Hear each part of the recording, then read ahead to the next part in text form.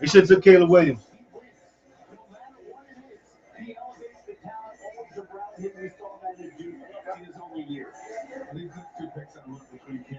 I don't see. Well, I don't think Ja gonna be there.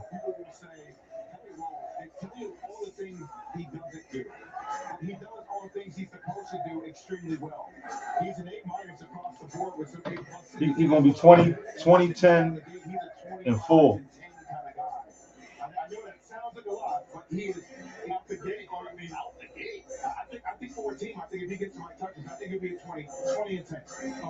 He's probably going to win Rookie of the Year. He gonna have the most chance to win Rookie of the Year if you ask me. Boozer. We on Boozer. Third pick.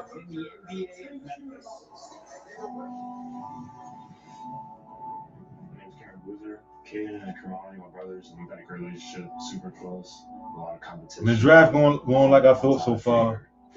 I wonder if He was diagnosed with sickle cell. the Wizards gonna make a move. I mean, Wizards and Utah gonna make a move. Me and Caden ultimately were brought into the world, and he was our bone marrow for the transplant from our brothers. So basically, we wouldn't be here without Kamani, and Kamani would be here without me and Caden. My brothers alongside me in my journey has been amazing. You know, having my twin brother there next to you on the court, my older brother in the stands, it's been super special for sure. Hoosier to Hoosier. I like to say, kid, I love good times, bro. Unfortunately, it's gonna be our first time playing without each other, but just keep going, bro. I'll see you here soon. It's all about the brothers, Cameron, Caden, Armani. Special moment for the Boozer family, of course. There's Armani on CC and then Carlos.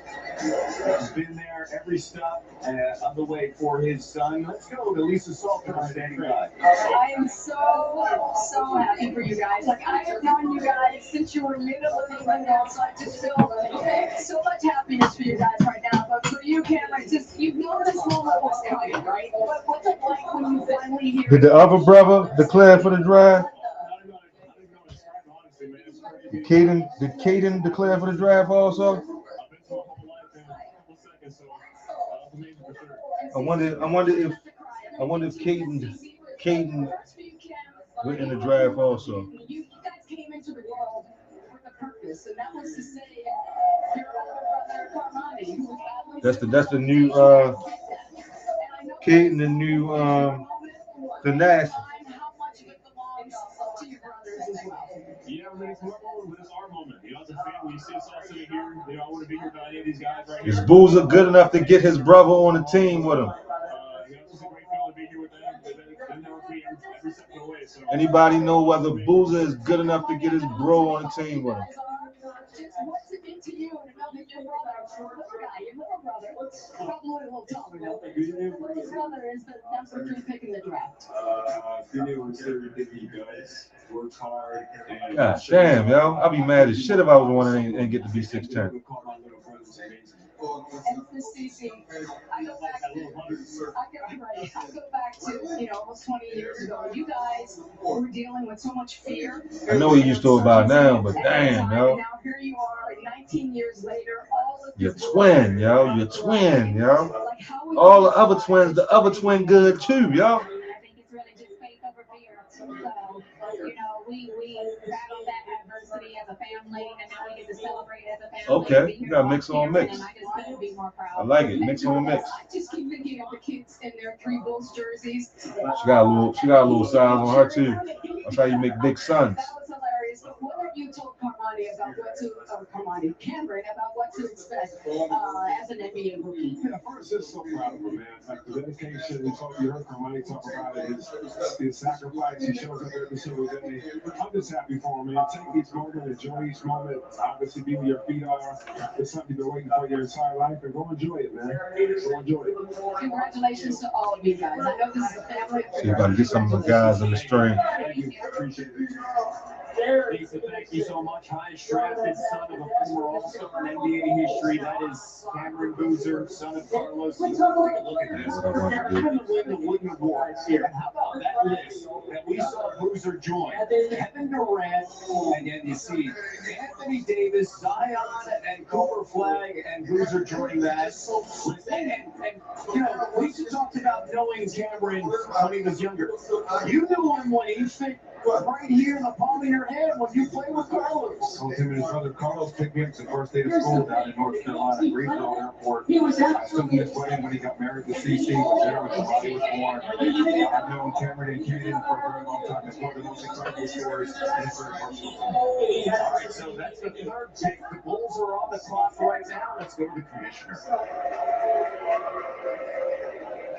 With the fourth pick in the 2026 NBA Draft, the Chicago Bulls select Caleb Wilson from the University of North Carolina. Shorty went to a better place, Shorty. You're going to show your behind up in Chicago. Yes, I think that we talk about upside in the draft. This is the definition of upside. And you know, every game he got better. In my opinion, When he was coming out of in the upcoming years, Wemby got to worry about this young man right here. when he would also play in the summers. Wemby really got to worry about this guy. So at times, without shadow by he and his brother. And then all of a sudden, he gets the ball in his hand, and he becomes the lead dog. And at the lead dog, and I will say this, if he doesn't get hurt at the end of the season, the Tar Heels would have been marching on deep into the Final Four, possibly, with this young man and the greatness that he's bringing. Your boy, he broke his That's my guy right there. in early March. Didn't see him in the tournament. Many know Caleb as this. I've recognized the other dudes, but that's my guy. But the young man is also quite the critical thinker. Every year. And to me, AJ just like can't miss. But this guy right here, love to outline my philosophy. length, pause, bounce. One of my high school teachers talked about Nice little shot that can be improved upon. spoke to me because I felt like Led the country in dunks as a freshman. I've always looked at and read a couple of books to kind of make sure I stay connected with that good mental strength. And the point guard didn't lead the country in assists. Control your controllables, not let things that you can't control really weigh in on you, and really know that your time is limited. I really think that words are power. I mean, reading is power, and I feel like as long as I have something that I can kind of stick by and go with, I'll always be confident in whatever it is I believe. The emotions continue. Dad Jerry, Mom Sabrina with the celebration. 17 games with at least 20 points. Good job, Mom. Good job, Dad. That's saying a heck of a lot considering the freshmen we have seen wear Tar Heel uniforms for much more. I couldn't fathom. Caleb, it was just about 10 years or so ago that you were an aspiring little hooper in Atlanta going to Hawks camp, and now here you are, the number 4 pick in the NBA draft. How did that kid get here? Atlanta is becoming a big hotbed for top prospects too in basketball. Seems like every year is a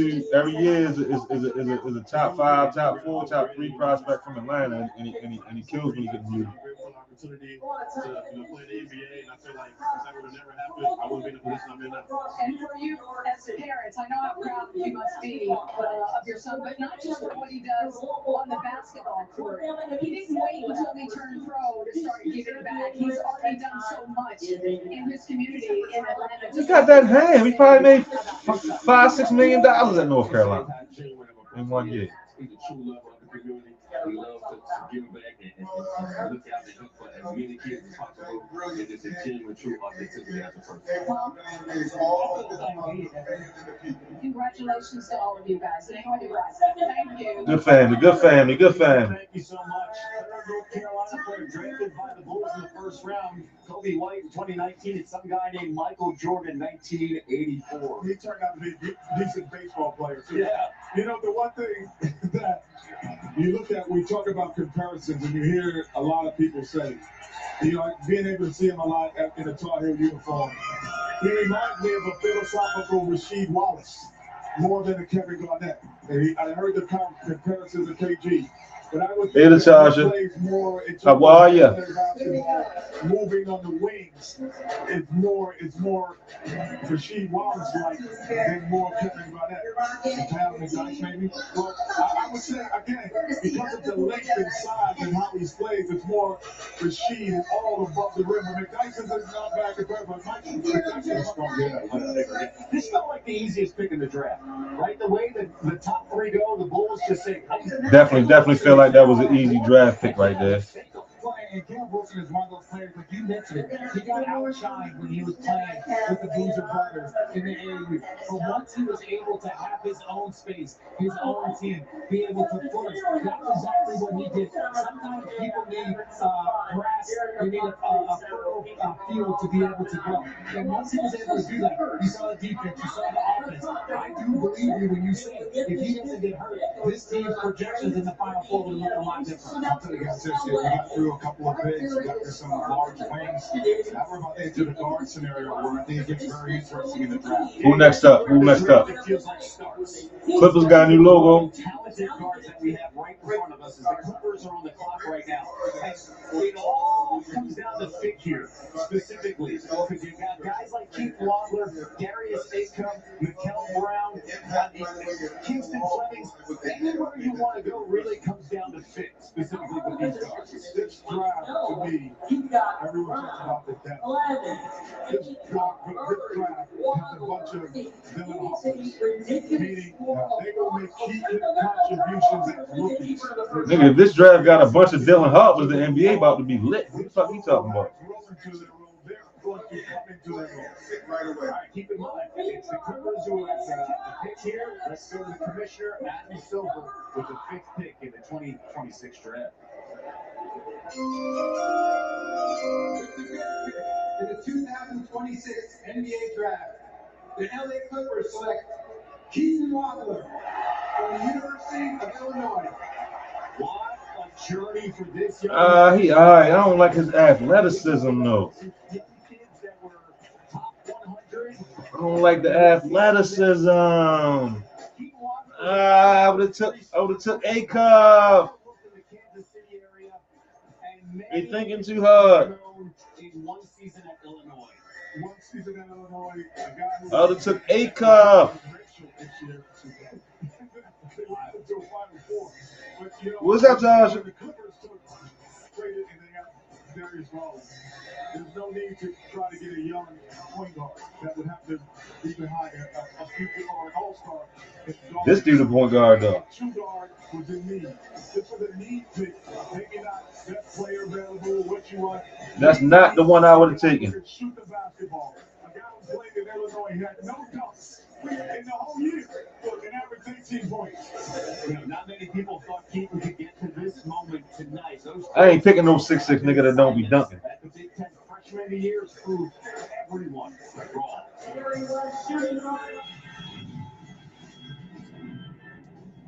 I was unexpected coming out of high school, always being underrated.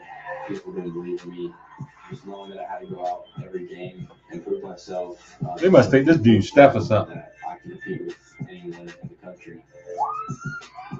I found the right place that believed in me. Well, I like the shot. I like the shot. Look, it looked carried. The shot looked carried. I ain't gonna lie. The shot looked carried. I knew God had a plan for me. I just stuck to my path, and I can see it worked out.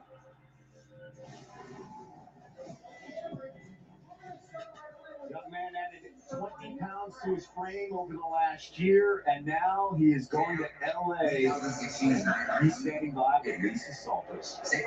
Keaton, how did you go from being unranked out of high school to the number 5 pick in the NBA draft? I think it's just all the hard work that I put in. I'm not worried about what anyone else said, just staying true to myself, and not worried about the rankings or anything like that. Just continue to work hard and prove myself just so that I can play at this level. And you told me that because of all of that, you have played for the last couple of years with a chip on your shoulder because of how people overlooked you.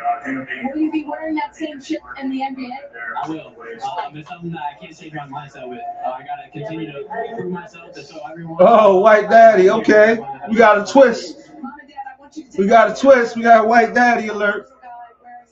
Good job, White Daddy. Good job. Fuck.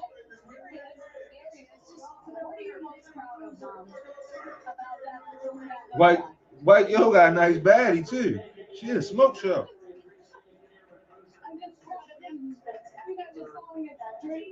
I'm on the Pops. Yeah, this is the first time I ever seen this shit.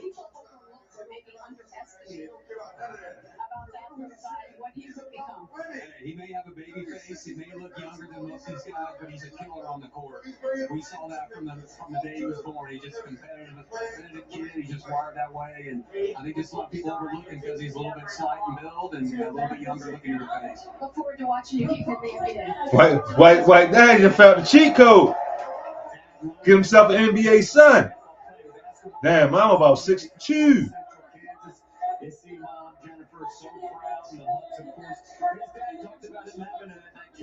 Okay, Pop's about 6'5". Okay. Good job.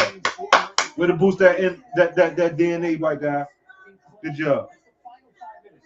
So when everybody's watching, Illinois is all talented. They got a bunch of Euros, big guys.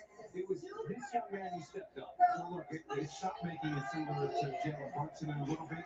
He has great positional size, and he plays the game with a different pace. So is he better than Stojakovic, boy? He's very good at getting his shot off. And by the way, his range is as soon as he walks in the building. So he can see over smaller defenders, and he knows how to get to his spots on the court. Okay? Yeah, that's what makes his game so much more simplistic. So I think the Okay. will be when they move him to the one at times. Because of his size and ball handling ability, he doesn't have to be more athletic than the two guards. But he's going to be bigger than every point guard that faces him. So all right.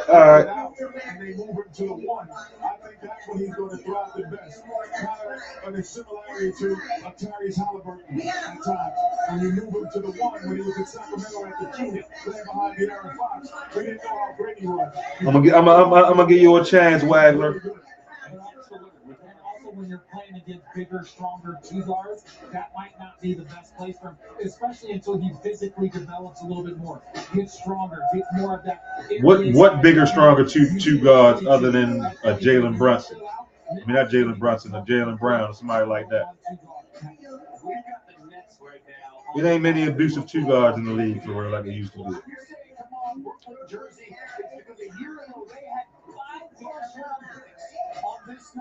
I know they about to take A-Cup. Potentially, there's a card that you really like that stands out to Mikael Brown Jr. Why? I think it's Mikael Brown Jr. He is super talented. I watched him score 45 points against NC State at Louisville. We'll see if this happens to be another guard joining the Nets roster. Here's the commissioner. A-Cup. The 2026 NBA Draft. The Brooklyn Nets select Mikael Brown Jr. from the University of Louisville. Yo, why is they overthinking A-Cup?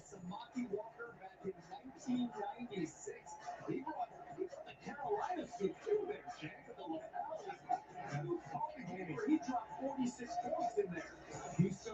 He gets to his spot similar to Keith Walker. His range is different. He can do it more off the dribble, Kenny. That's what makes his game dynamic.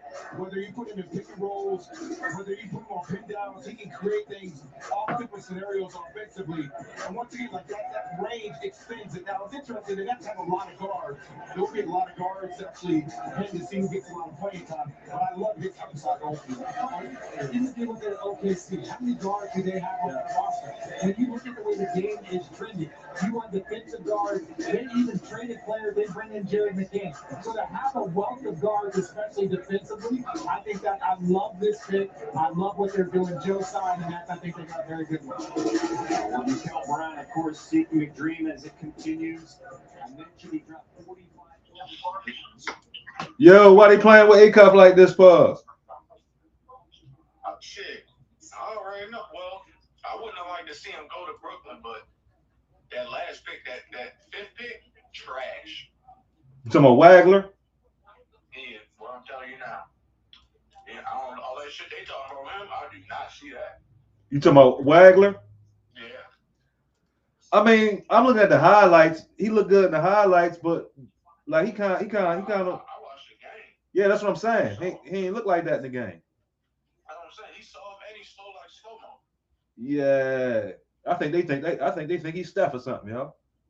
I don't know what they think, but man, at the fifth pick, with who left on the board? No. I definitely would have took A Cup, yo, and him and what's the name would have just had battles. He was the point guard of the future, yo. I'm sorry, yo. Straight up. And you don't know what's going on with Kawhi. Like, you need somebody that's going to bring some fandom to the motherfucker. Who the fuck is Keith Langland? Yeah. And Brown, I mean Brown, cool, but I wouldn't have took Brown over what's the name either, yo. I don't care. I don't care who went to Brooklyn. That shit is death sentence. So at least he can go there and get his shit out. Mikael Brown, yo, I recognize his name, yo. Who he used to hoop for, yo? Mikael Brown. No, he got the same name as there was another nigga named Mikael Brown that played at either Syracuse or Illinois. Yeah, hella bounce. So that's not your right there? Oh, Mikael Brown? This is Mikael Brown that just got drafted. No, I'm talking about his father. I'm saying I'm wondering if his father used to hoop. I recognize the name. That's what I'm saying. It might be though. It might be though. I never even looked to see was he the son of yo. I mean he's definitely a junior. Well, it might be though. Shit, he look kind of like yo. He had a square shaped head like that. Yeah. He got older. But Jay, go ahead, hella bounce though. You know, taught his son to shoot. But you know that's what happened, y'all. Niggas make sure their son don't have their weaknesses and shit. You know what I mean? So his son got handles in a shot. You know what I mean?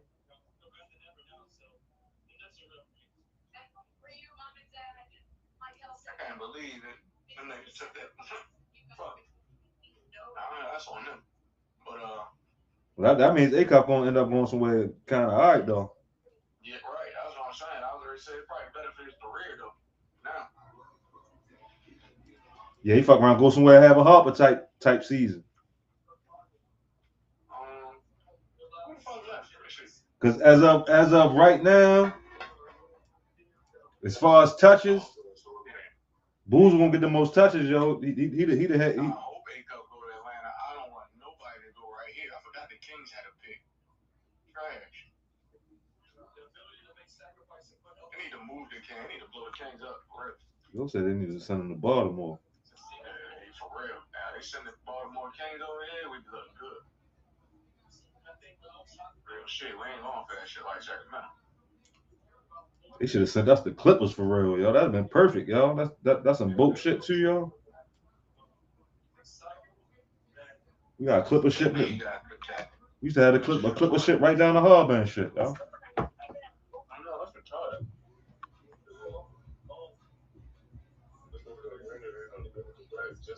Yo, I'm gonna hit y'all niggas back, yo. All right.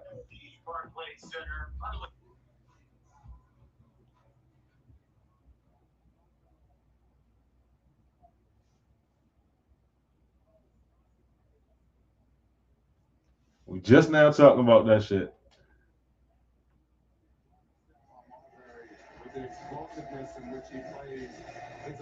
I see a little Marbury with him. You're gonna love this about him. Most guards don't understand that their shoulders are actually knives and they're weapons that can attack the lower portion of players' body. He understands that at a young age. He's probably the best in college basketball at attacking and using his body to get separation. That's probably gonna be the rookie of the year. He gonna get as many shots as he wants. I think there's so many talented players in the draft, but when he goes up the dribble, he's always on balance, which I think speaks volumes about him. By the way, Darius grew up idolizing that answer. He also got a chance to play in the Iverson Classic, where Darius made a huge impact on the Hall of Fame guard.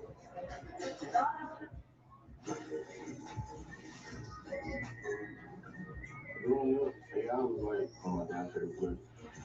In the house, he was watching him a lot. And then I just started watching him more, and he just became my favorite player ever. And from that point on, I love him. Got about two inches on AI. We 50, so we probably lost a half an inch or more. Pause. So he legit 6'3".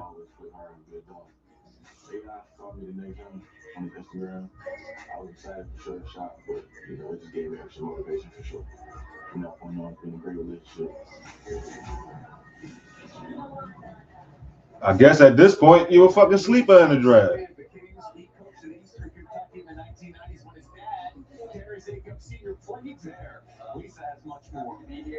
Dennis, you are banging out right now. Just what makes this moment so special to you? Very special. We've been here with them. Seeing them smile every single moment. And Dad, just All these fathers, black fathers, representation. Sorry, I don't have my black fathers represent.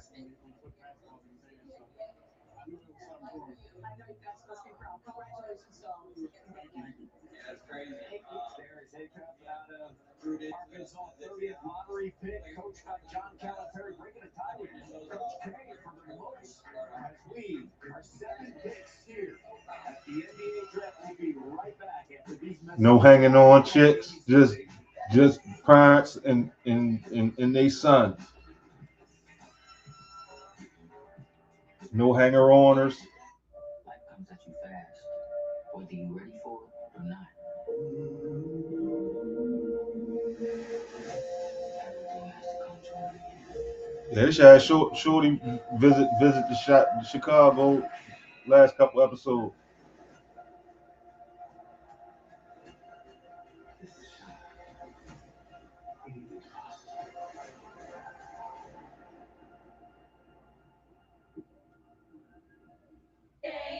Introducing Gatorade Lotion.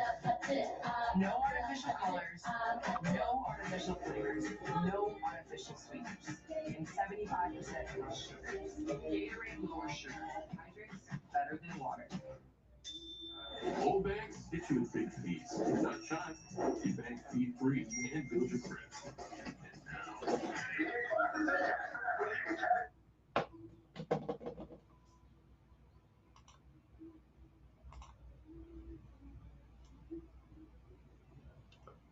See what we got in these YouTube streets while I wait for the draft to come back on.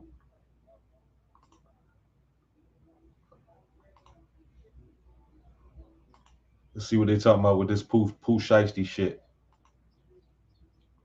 Music business element, and that was a song that just got released. Most devious moves just happened in both the street element of hip-hop and rap and also the music element and even the music business element. And that was a song that just got released the other day by Glorilla and Pooh Shiesty titled Maine. And it's supposed to release June 25th, the music video, but the song is already out. You can find the song. That's why I don't know why they said June 25th, but I'm guessing it's for the music video because it's available on Spotify, it's available on YouTube, it's available everywhere. And this is very Pooh Shiesty and Glorilla, that's a missile.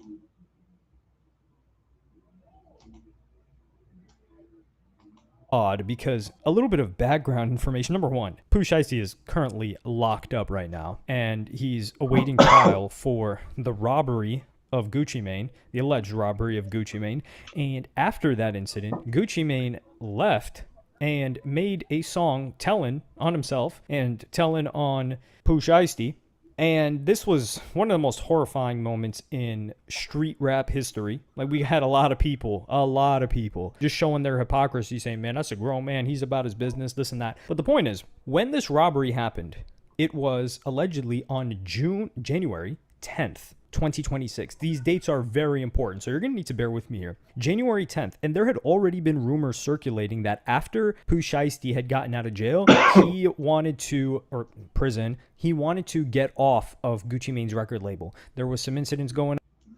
Really, I highly doubt that Yo Gotti had a $10 million record deal for Pooh Shiesty.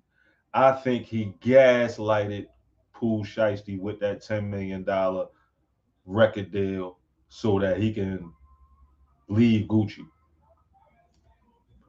Because it was a coup in the first place when Gucci got Pooh Shiesty, a Memphis rapper, and Gucci and the main Memphis nigga Yo Gotti is beefing. So it was a coup. It was a coup in the first place. So I really think that quote unquote $10 million record deal that was a gaslight by the hands of the sinister, diabolical Yo Gotti. We'll get back to that later. So the Hawks coming off a fantastic Hawks season received where last year. Jonathan Kuminga. And by the way, the team that actually beat the Knicks more than once. Who else can say that? I don't know what the hell Pelicans was thinking about. I like Derek Queen, but this draft right here, best available Hawks. Y'all can't take a forward though. Y'all just pick what's the name up. Y'all just pick Wiggins up.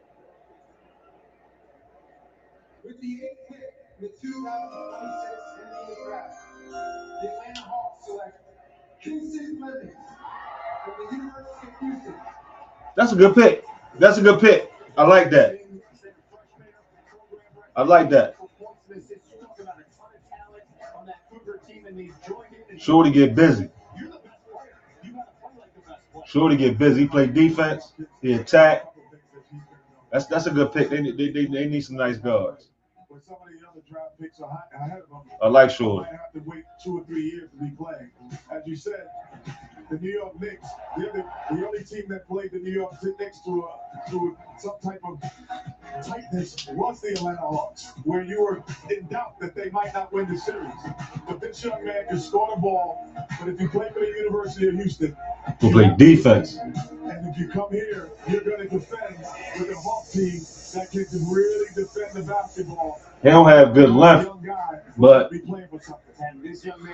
you usually pause. You usually gotta counter a lack of length with strength, like a guy like Desmond Bain or whatever. But I think Shorty's so quick. I think that he makes up for it because he scraps up. I wanted to keep it like a memento or a little like souvenir from it. We could take those or not. Just got a lot of proportion. Such a freshman. I don't get it. It's my name, so I don't know why you continue to need it. Definitely after my first NBA interview, they have a name tag up there. I'm definitely going to try to take it. I'm going to ask, obviously. I'm not just going to go out there and take it, but I will try to take it. My man said name tags is his thing. Listen, young fella, you're not going to have a name tag up there when you get to the NBA. Everyone's going to know his name. Elite young player, the speed, strong right hand. This is a great pick. D, firefighter, mom, Shayla, a nurse, both instilling that strong work ethic. Do y'all see the common thread? Every last one of them so far.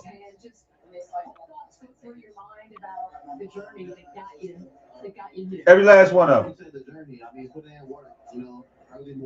Wasn't like this when we was coming up watching the draft.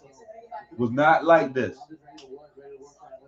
Now, Mr. D, you had Kingston and his sister Bella, who's also a star hooper. You had them write out goals. Just tell me, why did you think that was so? Do we see the common denominator in this draft? Yes, we do.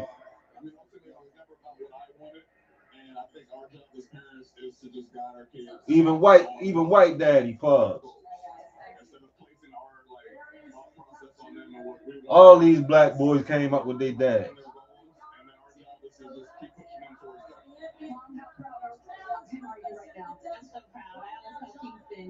Little Kingston would be even more proud of what he's accomplished with the goal that he set for us so many years ago. And now today it has come to fruition. This was his ultimate dream. Congratulations to all of you. Thank you. And they make each other better. By the way, Little Kingston was averaging 500 shots daily since. Good job, parents. Calvin Sampson right there, the head coach. Hey, Calvin. Bella can ball. The younger sister, she's a Duke commit, by the way. Got to go fight for Carolina. Okay. Gatorade Player of the Year in Texas this year. Okay. That's an understatement that you just made. She can ball. She sound like she's league bound herself. Immediately from day one. Well, CJ McCollum, you know, they have guard play. They have wing play. They have youth. He fits right in. If you talk about a team, if you had to close your eyes and you would Kingston, you would say, Atlanta Hawks, let me play with them. Forget about what pick I am, but let me play with them because he will fit in instantly with them. He gets to be their Dylan Harper. They get a Dylan Harper. They don't have the same tools, but I'm just talking about like he can impact their team like that. And their point guard in the future. For me, when I look at it, it's the speed. But the point that you made, if you play in Houston, you got to play defense. That is what Elvis Sappy's going to make it very difficult to look at ball. It's okay. But that practically is going to fit in Houston so well. Defense, well, he averages over 20 points per game against AP ranked opponents. So he can fill it up. And next up is another team, of course, that we saw some transitions and a completely different head coach storyline is Dusty May, fresh off a national championship, and just a couple days into his job as head coach of the Dallas Mavericks. Okay. Yo, bounce immediately. Yeah, because college changing too. College is changing too because of all the transfer portal shit and all that shit. It's gonna be hard to put together like dynastic type programs. So you might as well strike while the iron hot. The Dallas Mavericks select Morris Johnson Jr. from the University of Michigan. There were 3 Michigan players from that national. Yeah, I was about to say, is he the first Michigan guy? One of them now go to Dallas because of that man, Dusty May, as the head coach. That's hard. To see this pick. One, I like what Dallas is doing. I do like it. They have an opportunity. That's hard though. Don't say I'm taking one of my guys. And if you let the other one slip, I'm taking them too. I still think that they're going to need more shooting, but I love this pick for Dallas. With 250 pounds, 7'3.5" wingspan, can carve out space, is extremely physical, has great touch. 6'9", 250. Okay. And when you think about his explosiveness, relentless motor that creates rim pressure all the time, and he creates vertical space. Oh, you play center in the league. He has an IQ of playing with other guards and understanding space, Kenny, which I think makes him elite. Oh no, he can play center in the league. And also expanding your defense from shot making perspective. Well, I think there's 2 things now in the NBA. Either you have to be able to shoot the 3 or defend the rim. And he defends the rim. And he also can defend the 3. So this is going to be a good fit for him. Yeah, I like him. Yeah. Well liked by his entire team. Morez is becoming a key player in Michigan. His hobby off the court displays his love. That's a good guy to pair with Coop. Morris Johnson Jr. and I like to build Legos. This is an Iron Man set. I actually built one just like this probably 4 or 5 months ago. It probably took me an hour to build this when I did it. I have a bunch of different type of Legos. My favorite Lego set that I've built is the Pac-Man one, arcade game. I built a Spider-Man Lego set, Starry Night, Pikachu Lego set. I did not have Lego patience when I was little. Building Legos make me calm. I kind of tune out the outside noise. Man, I probably built the little joints my mom, initially got, but I ain't never built no like spectacular thing seen it come alive on Lego before. Never did it. Finished a couple puzzles before though. If he outworked everyone, everything would change. When he hit his growth spurt, there he is, getting the love from the other Wolverines. Wait to hear their name called right now. Is Morez Johnson going to Dallas? He's with Lisa. Somebody better pick Yaxel. I know he's a little older, but he ready to play now. It's crazy, man. We got work to do. Back to work. What does this moment mean to you? This moment means a lot to me, man. Just unbelievable. I've been thinking about this since I was a little kid. Dallas always was the place I wanted to go. And it's insane that I'm actually going to Dallas. And Dad, I can see what it means to you. Can you describe what you're feeling right now? Man, it's amazing. It's amazing. He worked hard for it, though. Real hard. And you told him back in 6th grade when he was doubting himself a little bit that you told him what he had to do to make his dreams come true. This the Black Daddy Draft. That's what this the Black Daddy Draft.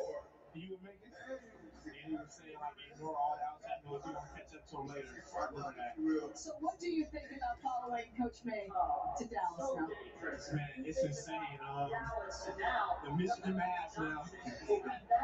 But I'm very grateful for this opportunity, man, and I'm excited to be with my coach. We won together this past season. Looking forward to winning with him. That's his Draymond. Looking forward to seeing you in the NBA. Congratulations to you all.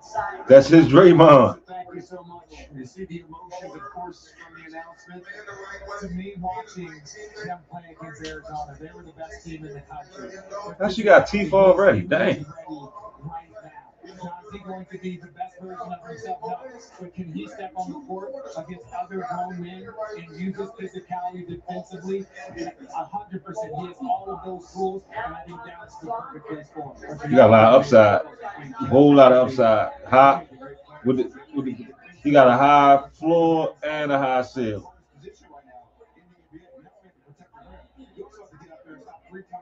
High floor and high ceiling. I think PJ Washington out of there. I think what's my man's name? With a headband. I think you're out of there. I think it's gonna be Main Man, Lively, and Coop in the front court.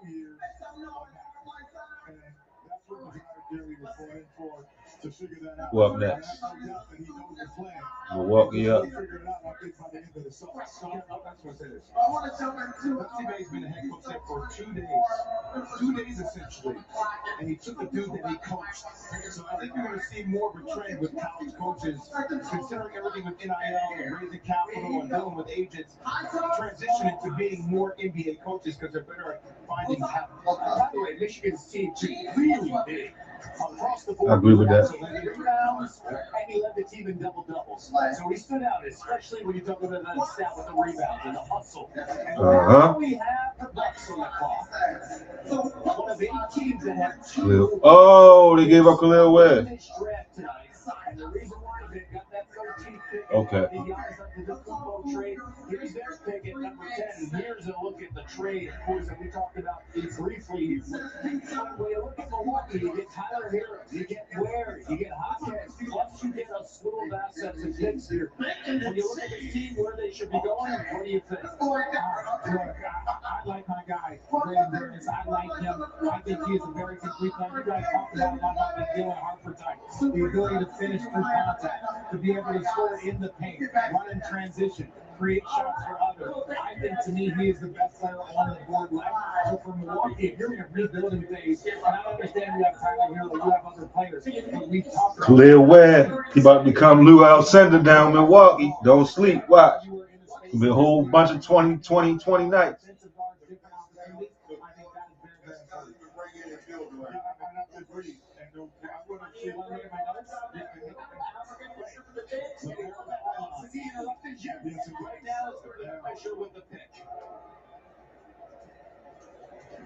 With the 10th pick in the 2026 NBA Draft, the Milwaukee Bucks select Brady Murray from the University of Arizona.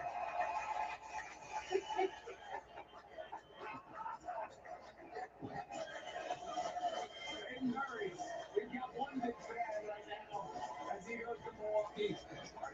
You want to just keep on going? I'll keep on going. This young man is outstanding. One of the things I love about this young man is so he's the first guy from Arizona to go and not Cole Pete?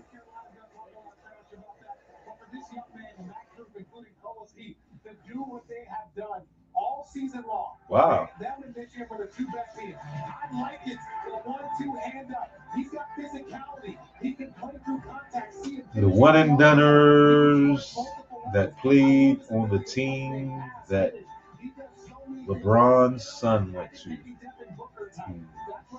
Not the most athletic, but enough athleticism to cause problems, but a well-balanced. Damn, yo, why LeBron's son can't be that good, yo? Don't get me wrong, Bryce my guy, but damn, Bryce, you LeBron's son, yo. couldn't even be good as Bronny, yo. Team that he plays. He played like a 4-5. They were a very small team and they won the state 2 years in a row because his ability to just create and make things happen off the dribble. Standing by, of course, is Murray's with Lisa with much more. You see the boy? You see the boy? You said that this game is bigger than you, and that you have to have multiple whys to play it. Just what were some of the whys for you wanting this moment? Oh, wives. You talking about multiple wives, yo? What that got to do with anything?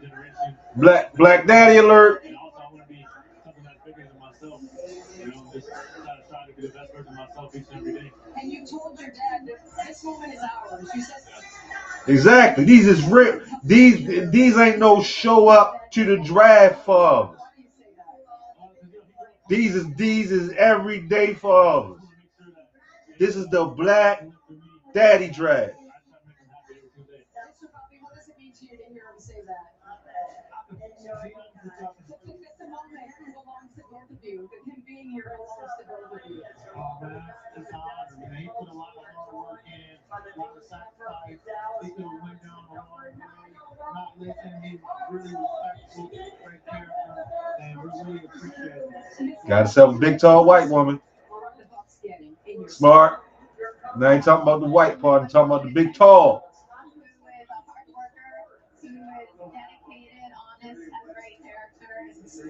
What's up, Miss Hannah? Y'all did a good job. Lisa, thank you so much. You know, Braden's first memory of playing ball at the YMCA with my dad. The knucklehead era is over in the NBA. Do y'all see this? Do y'all see that is no more street kids in the NBA? So if a kid is from the element, y'all better keep his nose clean, keep him in them books, because this is what he up against. Trying to tell you. It ain't the same no more. I used to say it was a legacy baby thing, but it ain't. It's not even about that. They just trusted the. They giving the money to a different type of black guy. I'm trying to tell y'all. One they can trust that's gonna show up. That's not gonna get locked up. It's not gonna put no smut on the shield. Well, not the shield on the logo. Like even if you look at like the dudes who've been doing the wildest stuff in the NBA over the last couple years, like Zion and Ja. You know what I mean? We as black people know that Ja is a suburban kid that's just stepping that's just acting up, and Zion just freaked out. That is the most trouble we've had out the NBA over really like the last couple years. These are good kids now.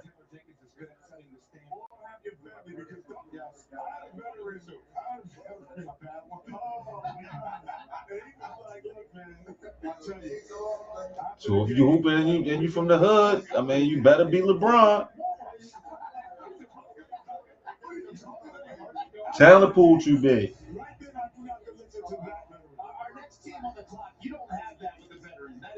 Talent pool too big. Too many. The black upper middle class and upper class has grown, as well as the lower class. Of course, you know the lower class has grown, but the middle and upper class has grown also. It's just a bigger gap in between the two. So within that, we got guys and gals that went to college. They might have been athletes and didn't make it all the way, but they still sending them genetics down the line. We know how many people was super dumb nice and ain't make it. They have kids too, along with the ones that played in the leagues.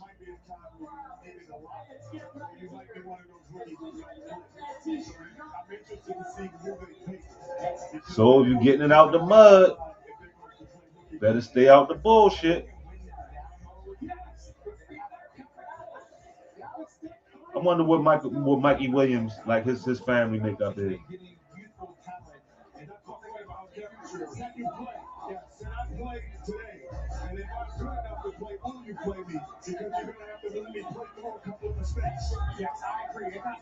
I need my soundboard back.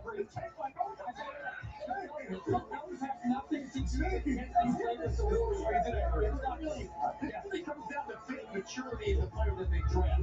How handle bad nights as a rookie on a team like this. And what you see guys that know how to play within the system that can play around Steph Curry. There's some guys who up? Golden State? You Golden State got picks? Okay, we got a Golden State pick. I want to see what they got going on.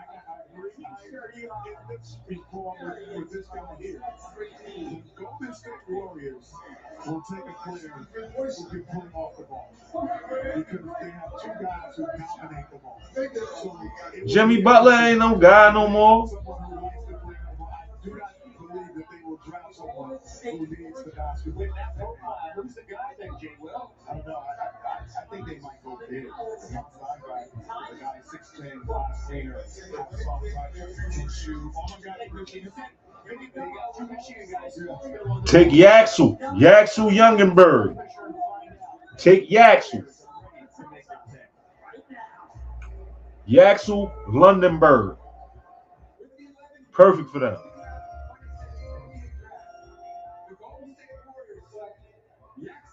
What I say? Yaxu. Perfect. Perfect. If I was to pick any team, any guy for any team, it would be Yaxel for motherfucking Golden State. Somebody can really pay me to do this for real.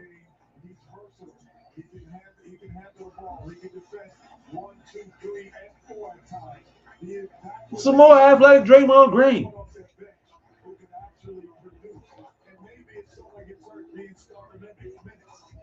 There's a more athletic Draymond Green. That's what he is.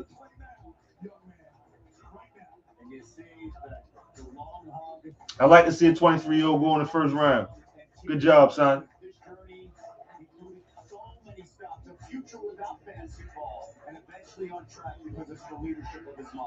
Lindenborg. What is that? German or like Swedish or something? Where's Paul at? Where Paul? Where Paul at? I ain't see Paul.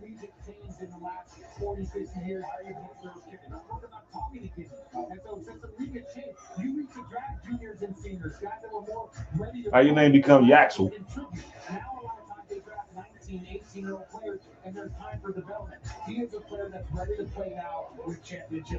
So Mama was a smoke show at one point in time. I know that.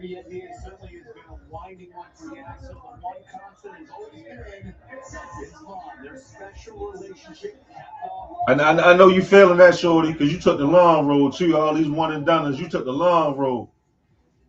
You really an OG, low key to them. She kind of set everything straight, telling me that Reposo. I was 17 years old when I was on senior, almost not graduating high school. This might be the first single mama. Hearing her say that made me very emotional because I always thought that she was the best mom in the world.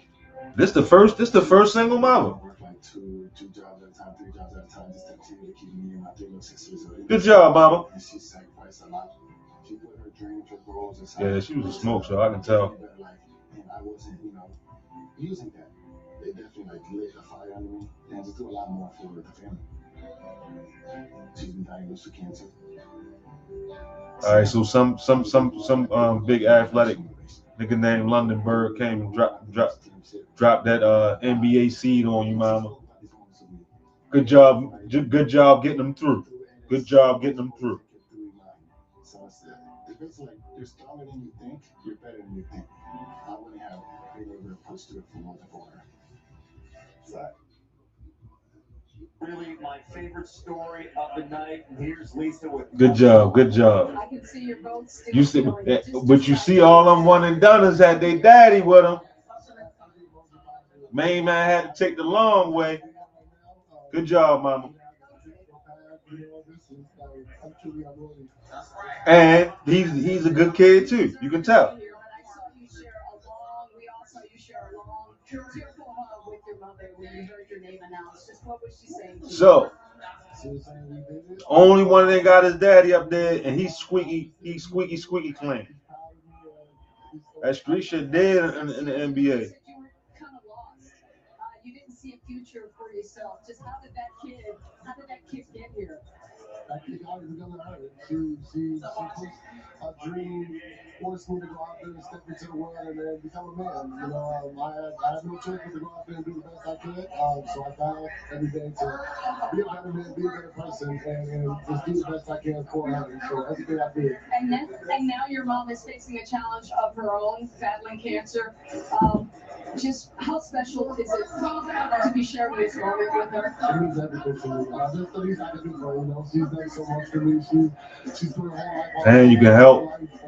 And you can help. Miss Giselle, how are you feeling right now? How are you doing? Right now, I feel so blessed. It's a dream come true for us, for our family. And I think we deserve it because it's sacrifice. What's that? Dominican? A Dominican How accent? did you know that kid who seemed lost, how did you know that this is who he could be? Because I know he has very potential. He was an amazing kid. And I know. Sound like Dominican national team. And he had a dream come true. He wanted to be NBA. He's in NBA right now. You deserve to be here. We wish you nothing but the best, Miss Giselle. Congratulations. Good job. Good job. Lisa, thank you. Moms are the best. Prayers to Miss Giselle. Yes. White lady said. Junior college, then to UAB, then to Michigan with best team. Damn. Good job. Championship. Now the 11th pick in the draft, playing with the Golden State Warriors. Go punish the portal. Made it to the league. Good job, Yaxel. So he the first portal draft pick this year. They're so used to having the superstar, obviously Steph Curry lead the franchise. So what they're going to see is someone who can play off the ball. He can do a lot of things similar on the offensive end with the ball handling and duties that Draymond Green does. He can run from the point forward position. But, you know, he can shoot the basketball. They should pay me to do this. That's what I'm about to say. He's better. He's an offensive player. He's better than Draymond. I think in the semifinal game. Right now, anyway. On his way to be the MVP of the Final Four. Big Ten Player of the Year, can shoot the three, can grab the big board, also very outgoing. And now Sleeper. They looking at the age. He's a sleeper. He still got upside.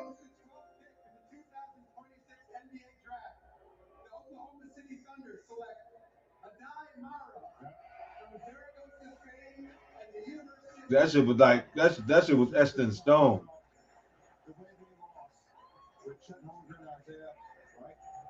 That was etched in stone that they was grabbing him.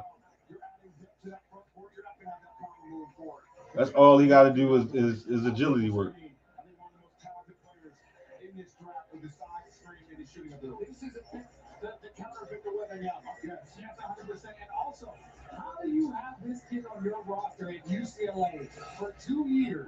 For 2 years, you have him on your roster. Looking at the wrong shit. Maybe you could say we developed him. Yes, we were developing him. Yes. He came into what the NIL came out. Well, this is what I'm going to say about Michigan. They brought him on, and he was one of the most dominant players on a dominant team that won the national championship. He don't move that good, but that's all he got to do is agility work. He's got really good hand-eye. Metro with a 9.9 standing reach at the NBA Combine, tied for the second longest in Combine history. Sam Presti sending a message, considering what he has.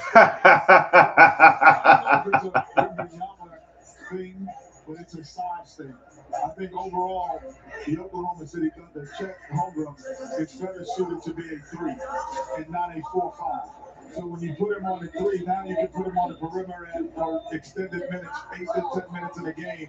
When you have a young rookie like this that can come in and Yo, they crazy, yo. They OKC crazy.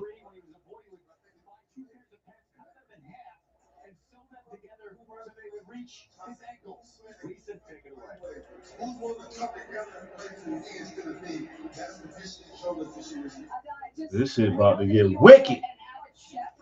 That's what I'm told anyway, as you're joined by your parents. Congratulations to you all. Come on, long as I don't know what. I know that you're an avid chef. Just, what's the recipe? Long ass parents, pause. A tall, skinny kid from Spain into a first-round draft pick. I think the big one I would say if I had to choose is the consistency. That was the biggest play, the biggest thing that I had to do.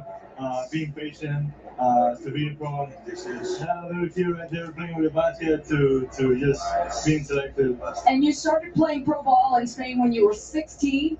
Just how did that experience, plus winning a title at Michigan, how did that help prepare you? Well, I guess all that stuff they doing now, you might as well be able to play pro ball overseas and come play in the NBA. Since I was a kid, I mean, in college. Playing pro in Spain, all these things that really helped me to get what I'm at. So I'm really happy that I did it, and I'm very happy that I have these two people here just helping me through all this process. Well, you're the third Michigan player selected already tonight, so I'm sure you guys are going to have a lot of fun tonight. Congratulations to all of you. Thank you. Third reigning champ to have 3 lottery picks since the lottery began in 1985, joining the Florida Gators in 2007 and that North Carolina team in 2005. It's a celebration for the Wolverines as we continue with the Bucks on the clock right after these messages.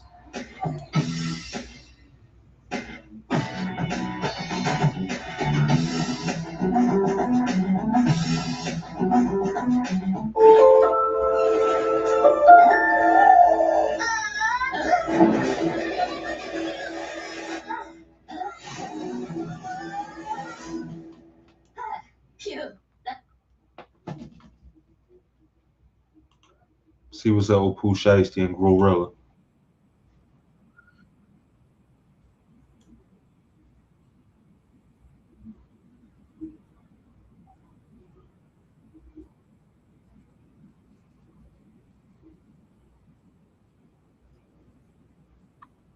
Dang.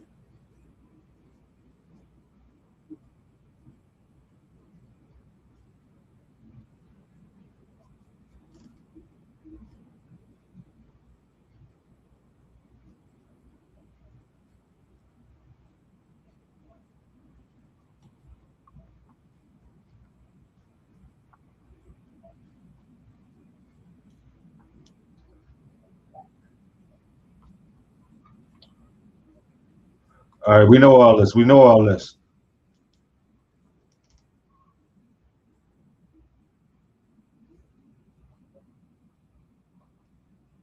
Oh yeah, that's what I was talking about. Yeah, but I think Gotti was gaslighting Pooh Shiesty with the $10 million.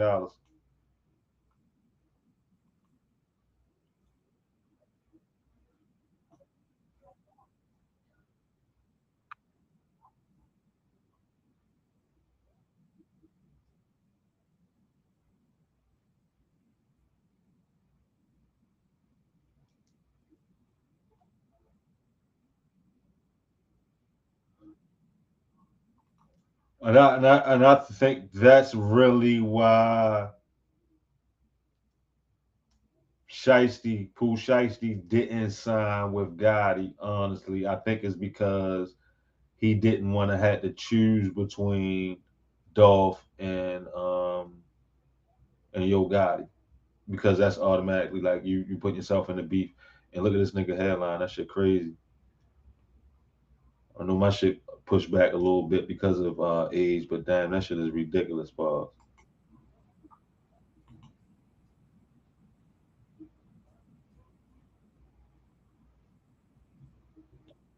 Hold on, my bad. Can't nobody see that shit? Want you to sign us out of this deal. My And bad. they rob Gucci Mane and all of that. Now, what happens is 2 days after this, so January 12th, a song would surface on YouTube, a song by Pooh Shiesty and Hold Glorilla up. underneath Yo Gotti as well. So the whole Memphis scene was Let me see.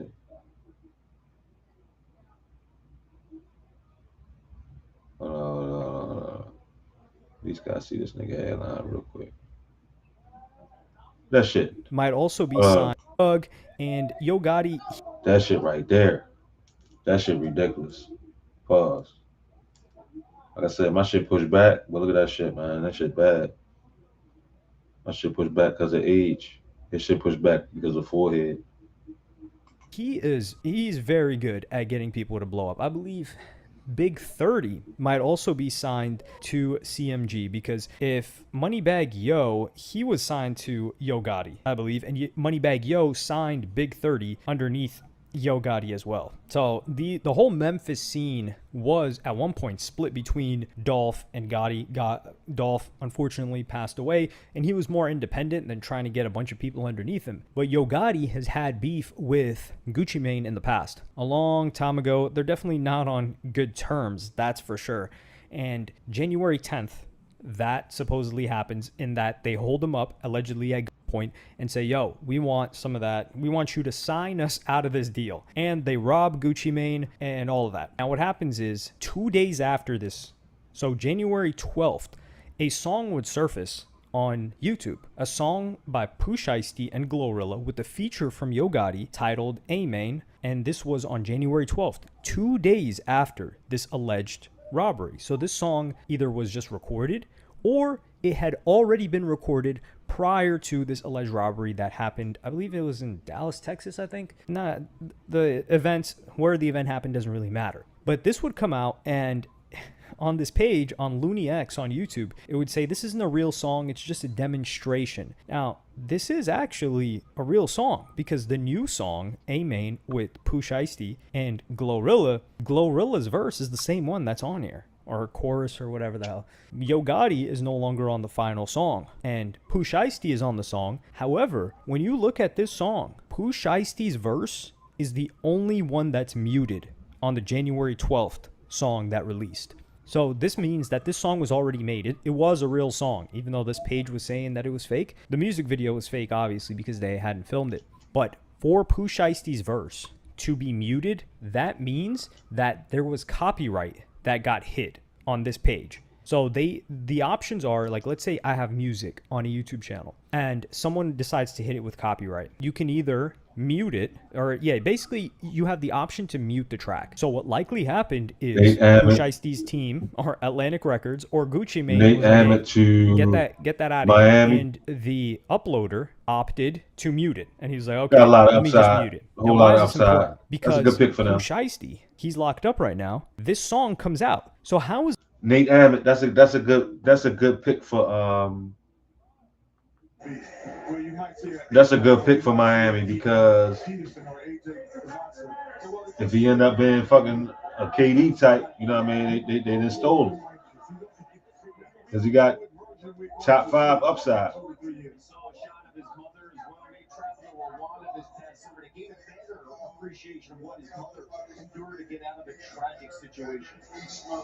That mother from Rwanda. My mother was born in Rwanda.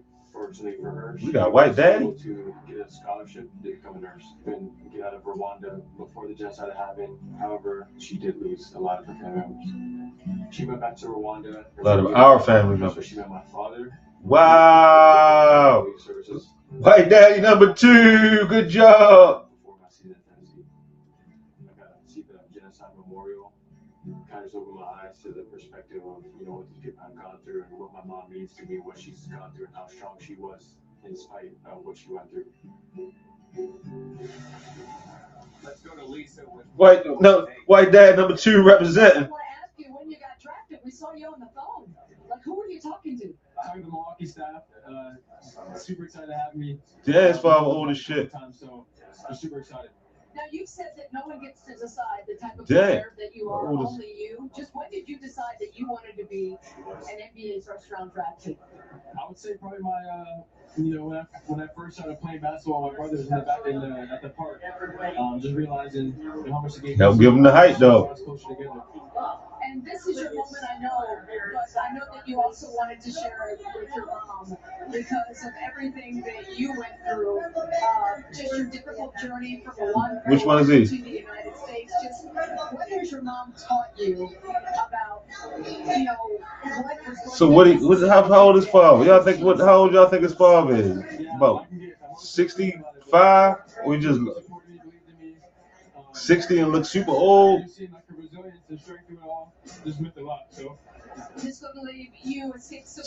this is what I'm saying. The only way in my old age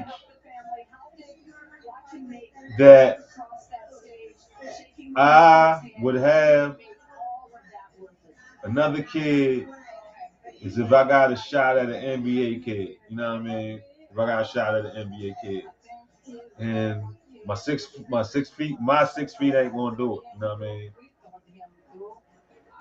So it's gonna have to be special genetically for me to be old as shit at a high school graduation. You know what I mean? It's gonna have to be special genetically.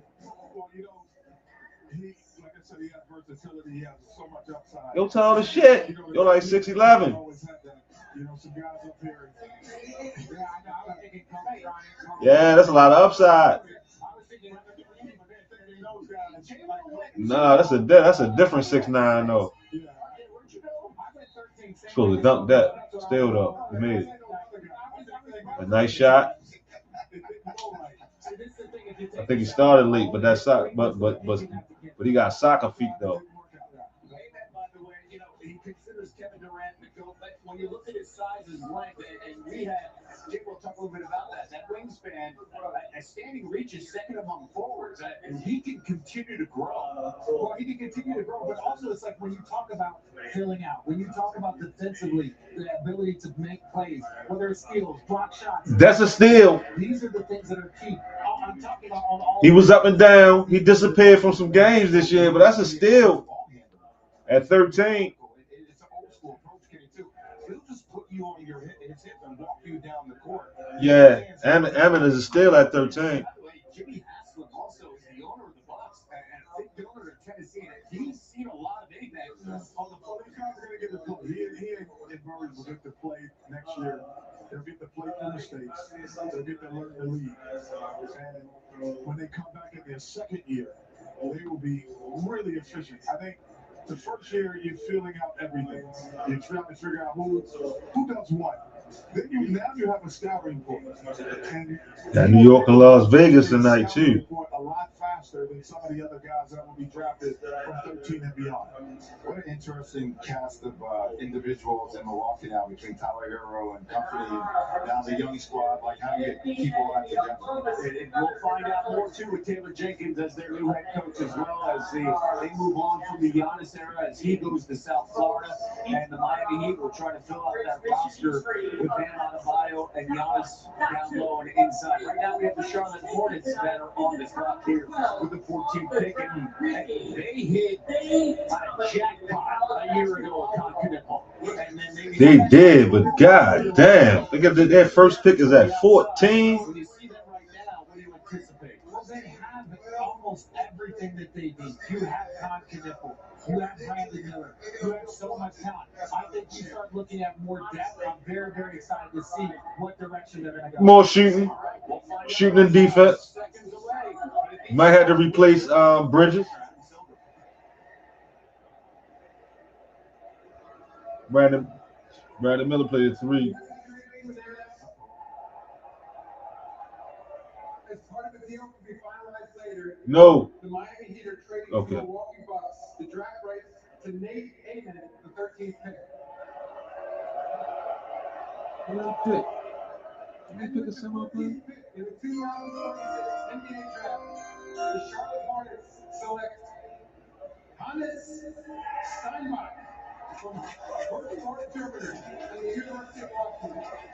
Oh no, he tough. Yo, this draft deep. This draft deep. A couple of these guys would have been top 5, top 7 in a different type of draft, in a different draft.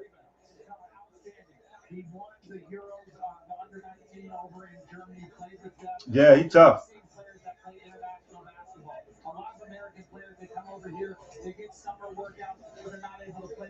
Stojakovic's son on the board. I'm trying to tell you, he's gonna be different in the league.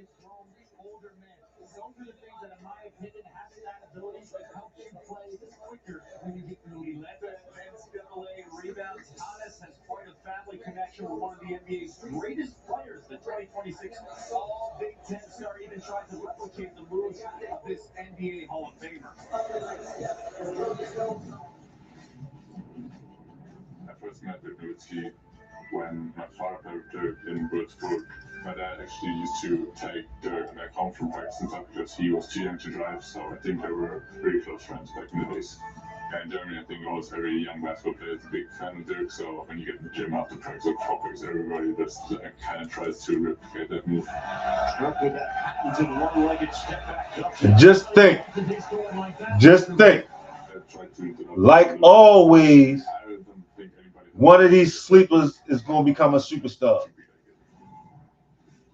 So what sleeper has the most, or what sleeper, or what lower draft pick so far that wasn't like a top 3, top 5 type guy has the most potential to become a superstar? Who will be the slept on guy? Who will be the guy that punished the draft for sleeping on? Where A-Cup go again? I think just my energy to always go through ball, always press defense ball, always want to finish the play on the defense side, just my intuition and reading the glass. And we have a message from a very special friend we want you to take a listen to. Okay. Another kid from Würzburg in the league, incredible. Okay, from the same town and everything. Okay. Followed your journey, and I'm super proud of you how you handled everything. I enjoyed this moment. Dirk Ben had the big teeth for. Speaking of, I'm so glad you didn't get your dad's athleticism. Dirk big ass teeth look normal now. Enjoy this moment. Congratulations. No, big teeth ain't never one of them, but still though, they fit in. Fuck. That makes sense. Congratulations to all of you. Congratulations.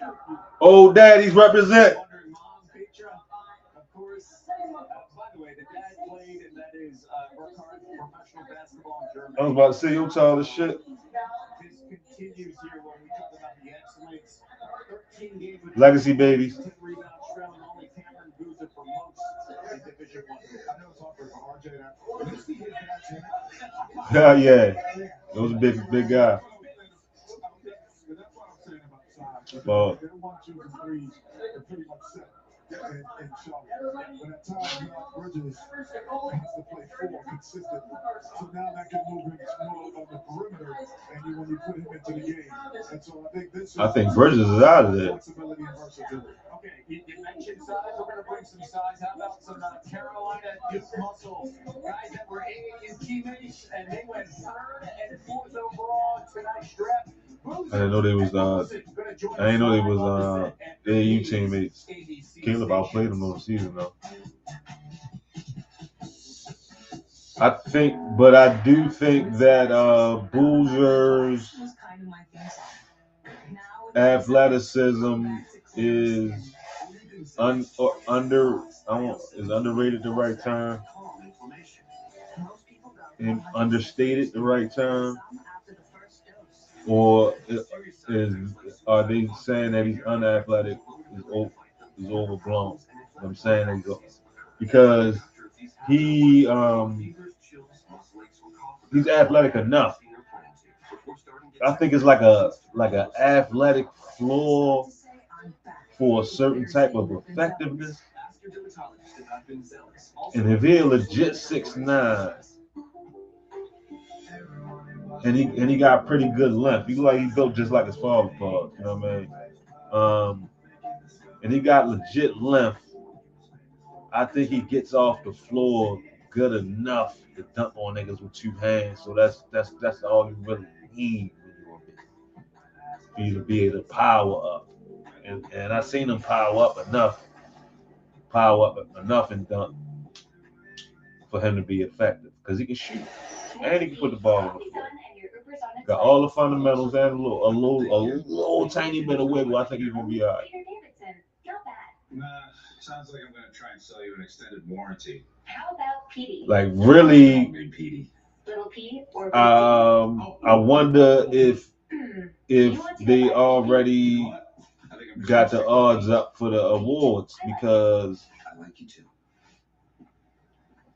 he's going to be one of the players that has a big chance for Rookie of the Year because Ja might be up out of there. So he might be the number 1 option. Like starting the season type shit. Order 2 or more for $6.99 each. Better ingredients, better pizza. Papa John's. Nice work. That's how you make a pizza. Is he as good as Cooper Flag? Is Boozer as good as Cooper Flag? Or is Cooper explosiveness that took him over the top? The team at St. Jude has helped raise the overall childhood cancer survival rate in the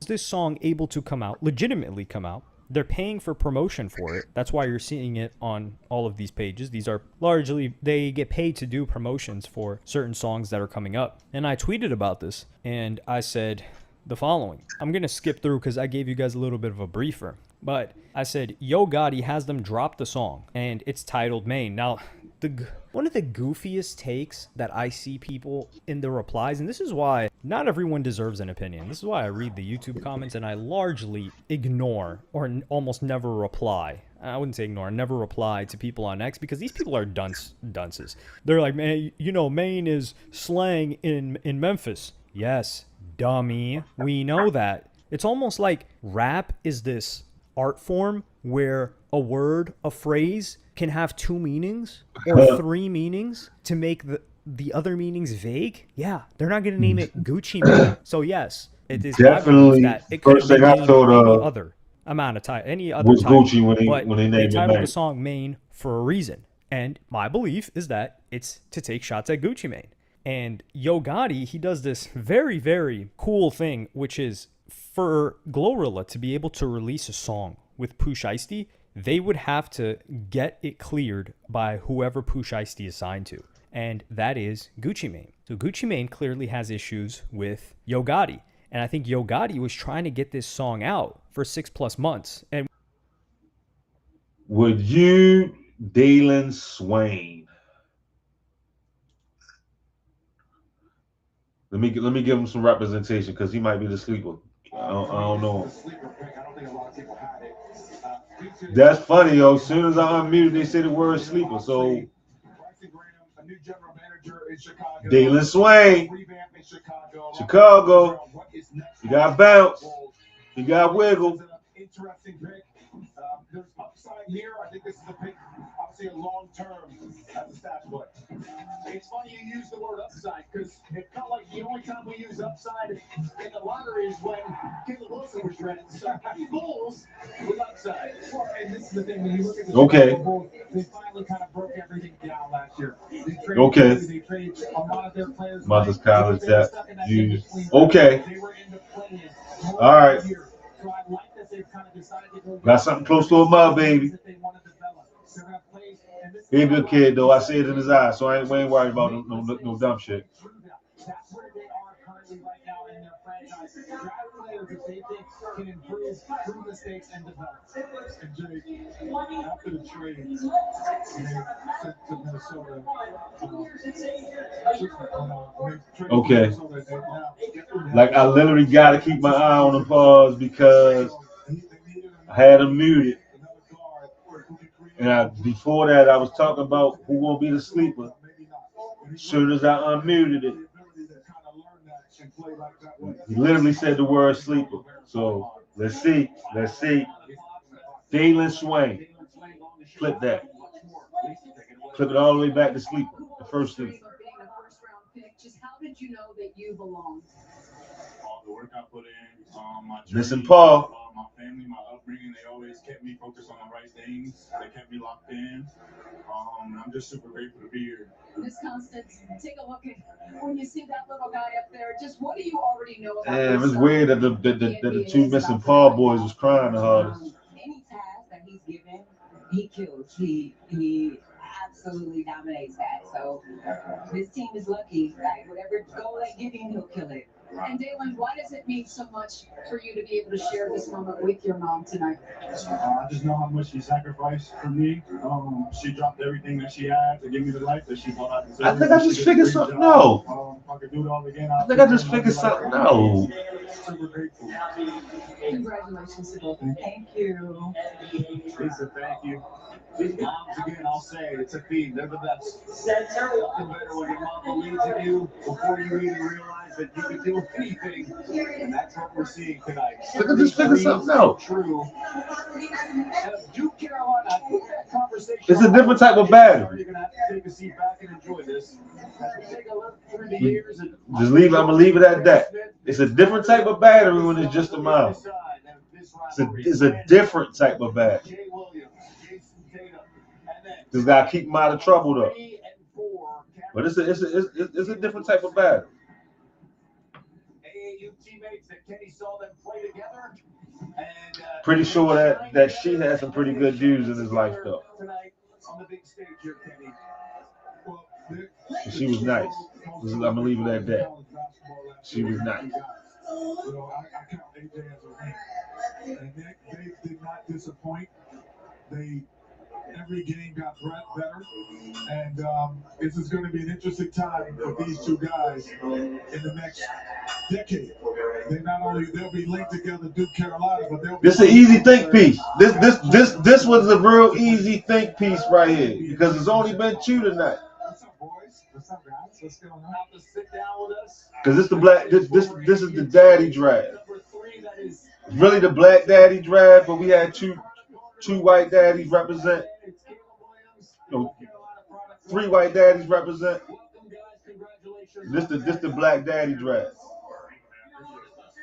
Wilson, of course, feeling really good. The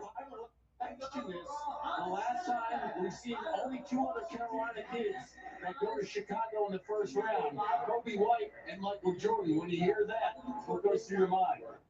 You know, I got some big shoes to fill, and I feel like I can do it, so I'm just ready to go. Well, can we keep this a little interesting? Yes. What's up, Tahir? But let me ask Cameron the question. I got one. RJ, you sit this out. Yeah. RJ, wait till, we'll wait a while. But, Cam, this will be the first time you play basketball in the last 8 years without your brother. How different is this? How you know? Forget about everything else. He's not going to be in the same city. He's not going to be in your room. You're playing without your brother for the first time. Yeah, I mean, it's going to be sad for sure. But I think, for both of us, we're going to have no problems at all. We're both great players. We've got a great feel. I think it's a huge opportunity for him. His whole career he's going to play with me, be the best on the team. So for him, it's going to have a huge opportunity to step up and have a big year. Caleb, you and I have had a lot of moments throughout the course of the season, games that you played at, games that you even didn't play at, but you told me you were going to play, even though I have with your hand. Which Paul has raved about you as a player. What did you find out about yourself that maybe your game didn't get a chance to show in the regular season that you found out now coming into the draft? That I'm a great shooter. Obviously, I've worked a lot on my jump shot, and then also. Caleb, hold your thought right now. Let's go to the commissioner. We're going to find a teammate here for Cameron. I like the that. 16th pick in the 2026 NBA Draft, the Memphis Grizzlies select Bennett Sturt. Yes, sir. Shooter. Yes, sir. Ooh. Cameron, you love the pick, huh? I love that pick right there. I'm actually talking to his dad this morning, so. Yeah, Bennett. Young man's fearless. Yes, sir. And his journey, of course, has found him to the biggest stage he was. Actually, thought it was going to be more American white kids, but it's literally been no American white kids in this draft. He's able to find people. He's able to get his own shot off at the same time. This is a really good pickup for Memphis. You know, and this now traded again via Bennett, the first American white kid. That's crazy. And he's really skilled in his position. He's going to come in, he knows what he's going to do.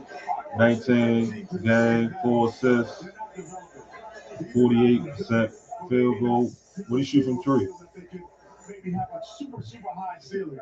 The two guys up here, we're expecting the franchise players. The ceiling is the roof for these two guys. I think he's a bucket man. This dude is a grinder. Great little reference, by the way. I heard that we call on set. But I think he's a great. I gotta go see the watch his highlights. It's extremely high IQ. So you can see the way that Cameron plays. They stopped showing highlights. A guy that can space support and also defensively can strap up. By the way, we just got word. Okay. Bennett got a little back. Oh, Bennett.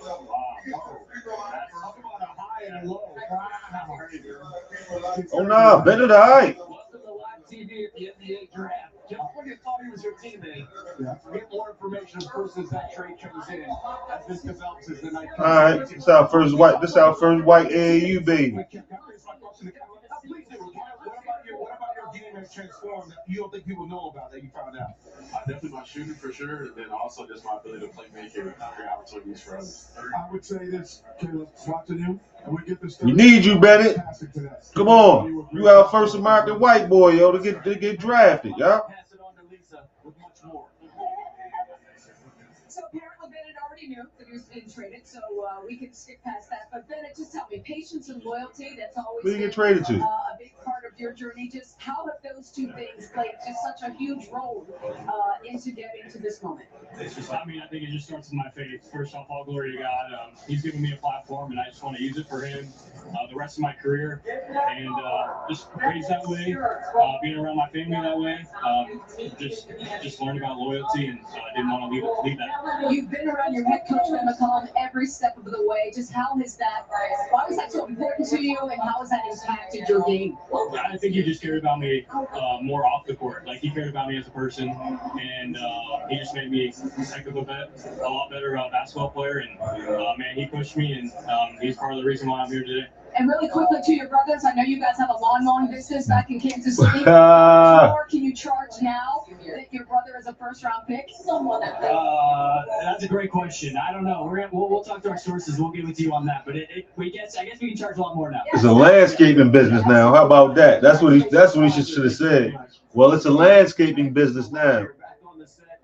With our third and fourth picks overall, that is Cameron Boozer and Caleb Wilson. Time for the State Farm. The other brother taller than him. Dang. Tonight, guys. All right, huge milestone, of course, no doubt. Who's the first person you want to thank for helping you make this dream? What if he the youngest? I didn't even look at the other ones. All the sacrifices he made for me. You know, it was not from my dad, his part of my journey, but my mom did from a 99 basis, you know, sacrificing time, money, travel me everywhere. She never missed a game her whole entire career, you know, whether it was traveling for AAU or a high school team going somewhere, or we had to drive 4 hours to Orlando, like, she did me every step of the way, so that's my mom. And your mom still ran the ball in on the beach tournament at one time, and I still have a bone to pick for an 8 o'clock game when our flight landed at 8:15. I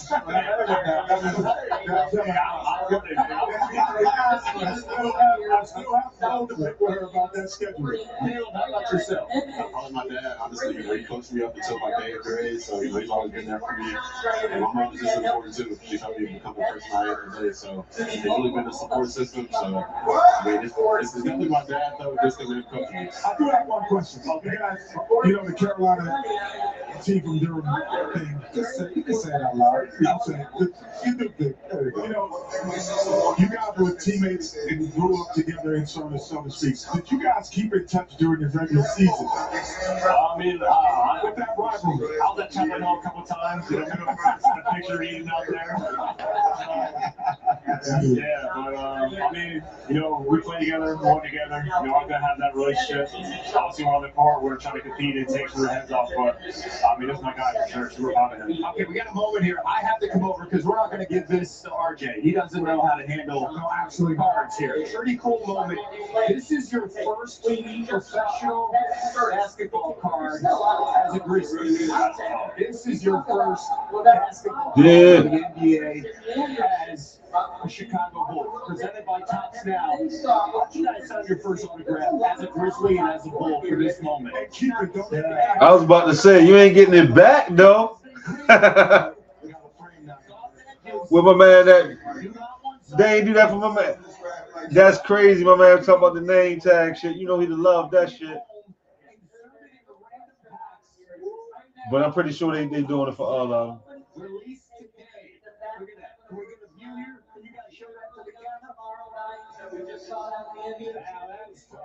You are a pro, man. Wow. You guys do not get your first card. Welcome to the NBA. I'm sure we secured that the right way. Thank you so much. In my pocket. Squat. Talking about secured the right way. It's mine.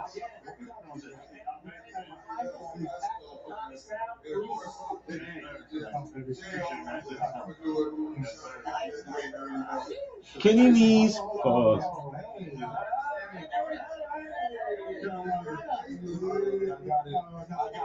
You see Richard?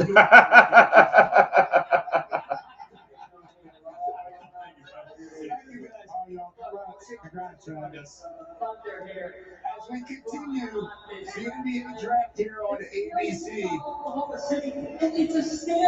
this next pick, of course, talking about a trade here, we thought a pick was going to Memphis. While we had Cameron here, this pick is actually now going to Memphis, even though you see Oklahoma switch. Sturts is going to Oklahoma City. Memphis is on the clock right now.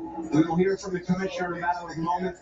You mentioned Phylon, best available player right now on the another guard.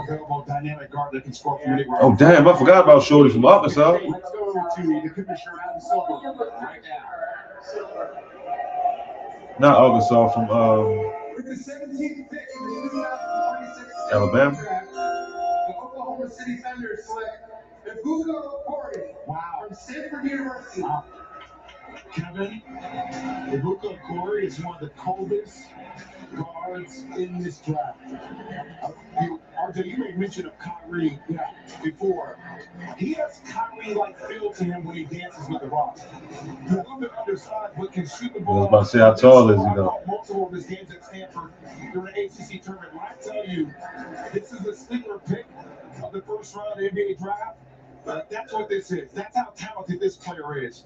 He can get a shot up against anybody. An elite score making guard is good at angles of attack. 6'1.5" at the rim as well. in the quarter. He is a cold-blooded assassin. 19. By the way, we have nothing. This pick is not going to Memphis. It's now going to Detroit. Oh, wow. So Corey now joining the Pistons as part of another trade. He can play outside Kate Cunningham. You know, we talk about Tobias Harris being number 2. I'll tell you, he's going to get a lot of playing time because of his shooting ability and his passing ability. But his shot creation. They didn't have enough shot creation in Detroit. So we're going to Detroit. Oh, I remember Shorty. And he delivered. Yeah, Shorty tough. Had one of the best postseasons of his career. But they did not have enough guys that could create shots, not only for himself, but also for others. When he talked about dancing, he's one of the best at it. And ultimately, that's something that Detroit needed. Yeah, this is a sleeper pick. And this is not if you take it, This is a sleeper pick. this guy played college, you understand what I'm saying? Hold up. In terms of the touchdown. Hold up. And the way he scored. Like in college, every night was Did Travis Hunter find his tribe? The Okori tribe? Yo, Travis Hunter, yo. They look just like Travis Hunter, yo. He might have found the Travis Hunter tribe. The Okori.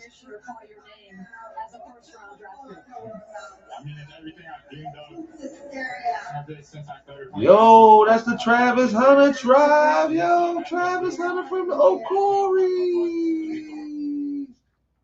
Leading the ACC in Oh Yo, Travis Hunter. Hey, Mark, what's up, my nigga? Yo, Travis Hunter from the Okori tribe. Yo, trying to draft on, yo. Yo, look at Okoris, yo. They look just like Travis Hunter, yo. I think they're over it now, though. Congratulations to y'all. Thank you so much. What a special night. Young man averaged 23 points last season at San Yo, same build, everything, yo. The 2026 NBA Draft after these messages. Yeah, shorty tough, yo. Yo, Travis Hunter from that tribe, yo. You think it's a game, yo? Yo. Instructions say leave on ledge. Give a girl some See, yo. Travis Hunter should have held out for Corey's sister, yo. He's gonna be thinking about that DNA, yo. Sorry, yo. Gotta perpetuate, yo. Gotta perpetuate. Introducing the first ever Infinity QS65. Hey, Mark, yo, I gotta get you on the screen. Pause, yo. And you can use a snap filter. They probably got max headroom, yo. Pause. That should be funny as hell, yo. People be like, this nigga.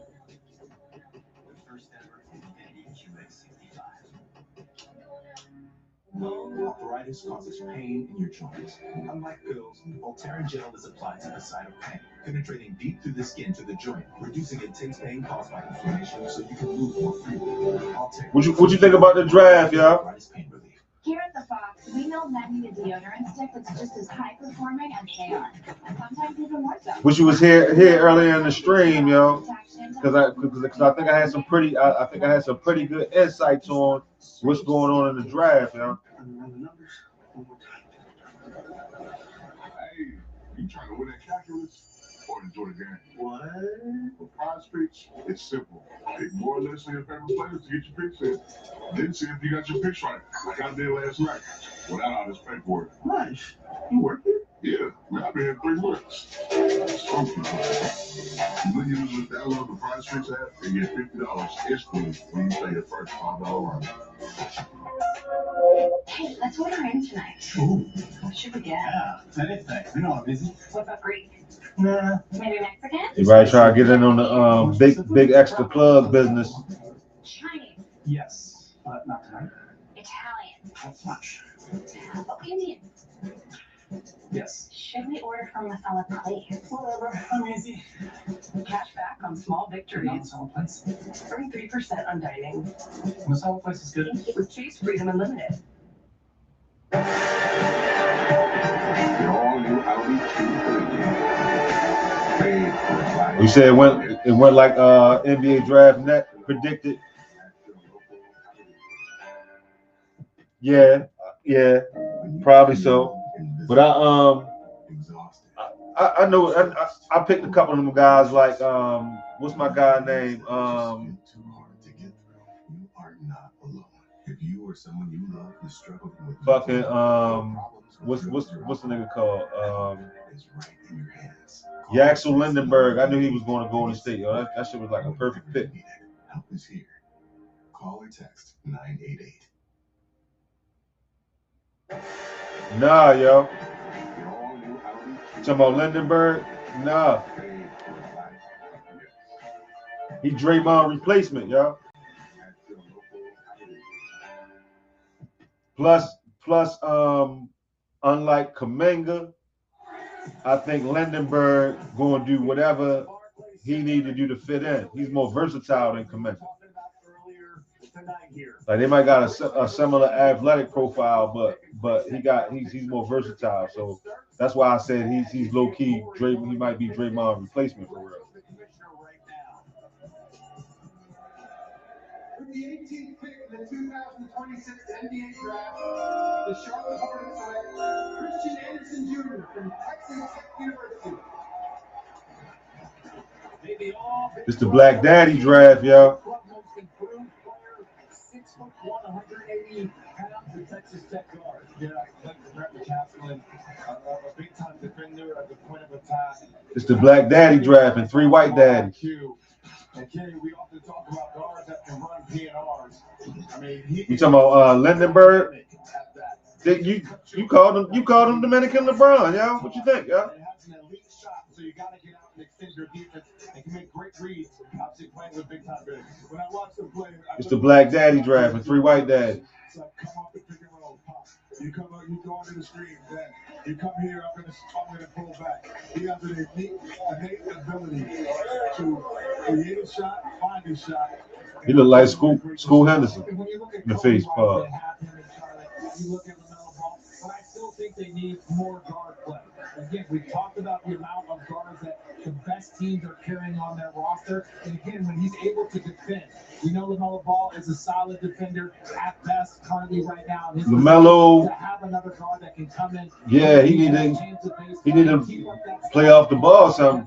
That's what he need to do. Controlling and pioneering that second unit is a really big time responsibility.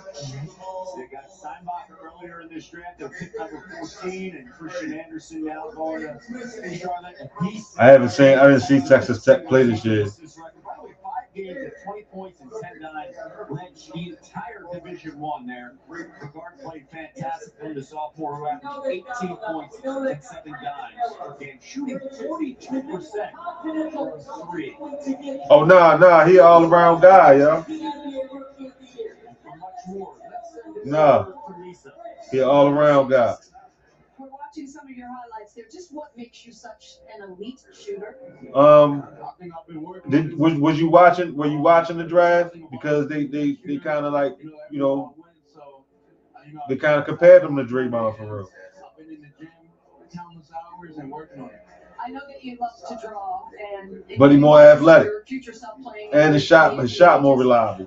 Like I'm almost willing to say that he might be better than today's Draymond. Like coming right out of college, he might be better than today's Draymond. Of course, the experience gap means something, but I think the athleticism gap might mean something. Man, I'm looking at that picture over there. That picture right there. Look that's behind you. So that's, I mean, you know, just take it in every single day. That's an unbelievable picture right there. When I say better than Draymond, I mean today's Draymond, at whatever age he is now. I saw their talent and their dedication. They devoted to the game, so I'm super happy for them. Yeah, I mean he was a little slow in the last 2 games. Because of the ankle, but I think he still got the Final Four MVP. Damn, mommy, all right. It's the Black Daddy draft though. But both of the single mothers, they was nice though. Both of them was nice. NBA draft with the second pick in the 2002 NBA draft. The Sacramento Kings select the Houston Rockets, select the Chicago Bulls, select Kenny Smith from North Carolina, Richard Jefferson from the University of Arizona, Jay Williams from Duke University. What I seen in this draft, I'm proud of these men. Proud of them. I seen selectiveness. I seen purpose. And I seen men, black men especially, bringing their sons to the promised land.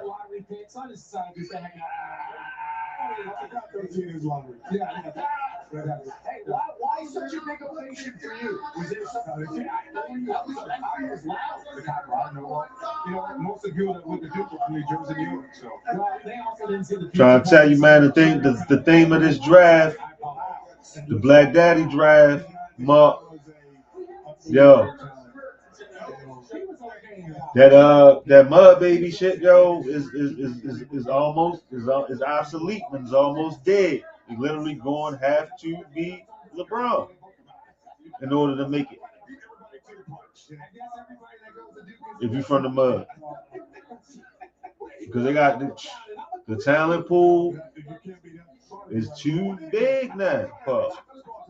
They don't have to take the mud babies no more. You said Golden State aging out. Steph will be 38. Jimmy probably in that neighborhood. Dre already played like his age, and Jimmy coming off of that injury. They say you're not gonna be able to play this season. I know somebody out the whole season. I don't know who it is, but it might be Jimmy, yo. LeBaron, that's the closest to LeBron, I'd say. That's a crazy slide too, because Shorty, all right, for real. Fallon.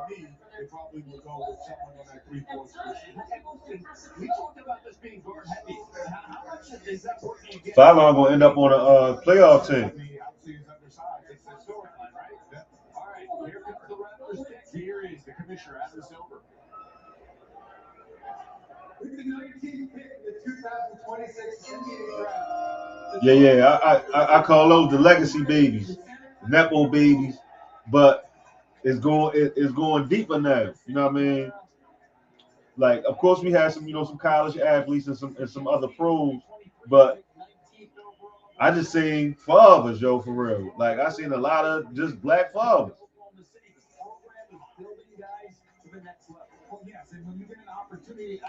I don't know if it was Jimmy. I heard something earlier that somebody missing the whole season that got injured last year. Show that you can dominate in your league. If you look at Gonzaga for so many years, the amount of players that were coming through there. It's the Black Daddy Draft. As far as the Steve Nash, there have been talented players that have come through there. And once the league sees that there's an actual pipeline, wait, this guy can play. And most of them been black daddies with black women, but that don't matter if they were white women. It's the Black Daddy Draft. I know that Omar shit.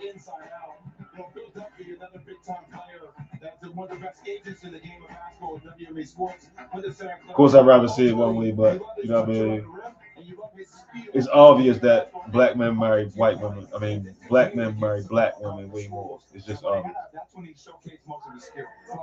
So to highlight the biracial ones, that's crazy. Toronto Raptors need him. They need depth at that 3-4 position. They're getting it, and he will play. He will play some minutes, significant minutes. I was about to say these a lot of guys that's actually gonna get bumped this year. They lost to the Cavs in the first round of the Eastern Conference in a Game 7. But the Black Daddy Draft. That they've had since 2022, and Alan standing by with Lisa. Alan, you won 2 high school state titles. You were Mr. Basketball in Louisiana in 2024, and yet you've had to convince people that you belong. Just what are you the most proud of about your journey to? But all that matter though. That's resume. Even though he took the long way for us, that's still resume. Mr. Basketball in Louisiana. That means people know who he is. Just not giving in, but staying humble and staying true to the purpose that I knew God had planned for me. Now, both of your parents are former players, so okay, he played for Santa Clara. I ain't seen him play this year, but they definitely hit the leg on parlays for me this year. My man, LeBaron.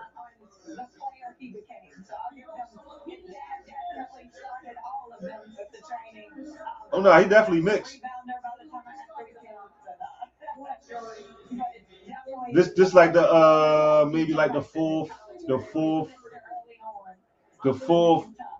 white mama mix tonight. We had about 4 white mama mixes. We actually had 3 white daddy mixes. We had 3 white daddy mixes tonight with black mommies. And then we got about 4 white mommy with black daddy mixes. And the rest of them, they're all black daddy, black mommy, especially higher in the draft. We didn't get a single mom until Yaxel Lindenberg. So this is the middle of the first round. We didn't get a single mom until the middle and a couple picks ago in the first round. We got our first single mom, and both of them was nice. The sale was in the middle of the first round. So this pick right here, I'm actually really excited. The Spurs have gone. No. I'm talking to the ether, yo. I'm talking to you, Mark, right now for real. I was giving you a recap. I was giving you a quick recap of my insight on the draft, yo. When Dylan Harper comes in, he can also play off the ball. And so in that second unit, I think they need help in that the depth in the guard play in the second unit. And so Kareem Lopez. Yo, I didn't know Stojakovic boy wasn't even like looked at as a first rounder for real. That's crazy. Jaden Quintus. That's the nigga that with the hops. Long arms for. Who's an elite scorer, efficient, and also can strap up defensively, fits well with that. But also, Jay, understand when they put in the castle. See Black Daddy over there, like, yo, it's gonna be all right. So yes, having another point guard, having someone that's a ball control. De'Aaron Fox is still their starting point guard. He is a guy. Yo, this surprised me right here. This surprised me. Cause this kid right here, Cameron Carr, where do you see his highlights? He will get there. There's nothing he can't do. But I think if you look at the consistency of his turnover numbers, when he was getting 8, 9, 10 turnovers, when you're doing that consistently, that means that. Yeah, I wonder why he fell, yo. I wonder why Carr fell, but he gonna be one of them ones that punished the draft for.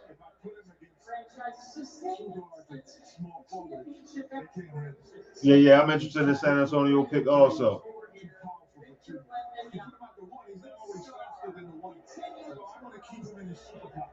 And Castle's superpower is his strength and his ability to rebound and ability to get into the paint. So for me, if I was in the office of San Antonio, I would be looking hard at a guard so I can keep him in his superpower. Guard is the fit right now in your mind as well? I would probably say so. You know, Roberto Barlon is a guard, but he's a scoring guard. He's not a playmaker. He's not setting people up. He's not a maestro. He's more of an elite tackler off the dribble in time and space. So I'm curious if there's a guard that's on the table that could be more of a trend, like, hey, a setup guy. I don't think there really is right now. Don't worry about it. Don't worry about it, shorty. Don't worry about it. You about to go. You about to go.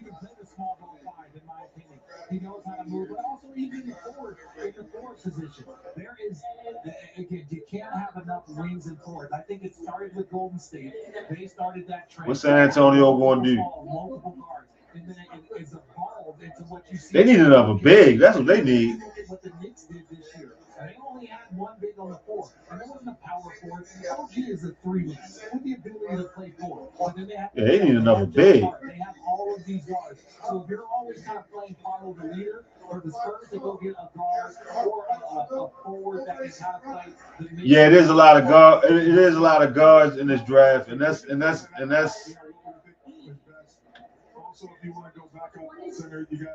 Having a lot of guards, it can be good and it can be bad because you playing eeny, meeny, miny, mo at some point for real with the guard. We'll see how they go here, especially when you talk about the depth and adding. Second unit guards.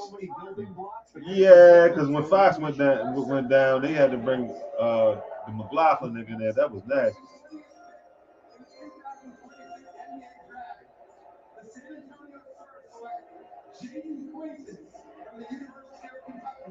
They're the big.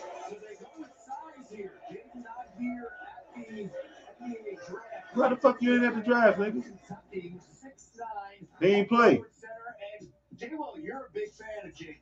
Well, he was at Arizona State beforehand. When he was last year, but couldn't get on the court really with Kentucky. But he became just the fourth Big 12 freshman to record 60 blocks and 25 steals in the last 20 years. That's with Kevin Durant, Joel Embiid, and Tristan Thompson. 6'9", 7 foot. Yeah, that's what they need. Wingspan. When I tell you the footwork, the touch, if he weren't hurt last year, he would have been one of the best players in college basketball. Minutes played in a draft year, 68 minutes by a first-round pick since Michael Porter Jr. in 2018. He was fantastic at Arizona. I'm trying to tell you, like, time at Kentucky. You heard some of the buzz in the booth. Super duper upside, yo.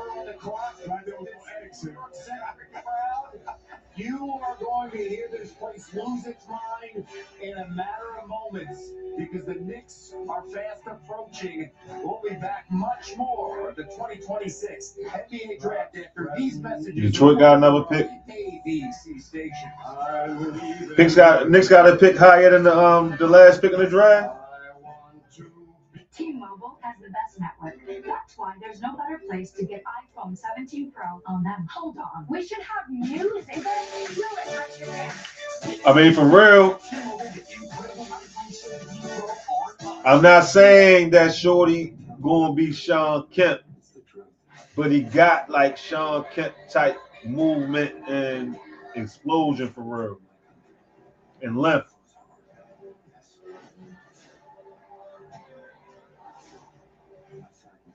Yeah, that's crazy, but Stojakovic's son don't look like he even on the radar, y'all.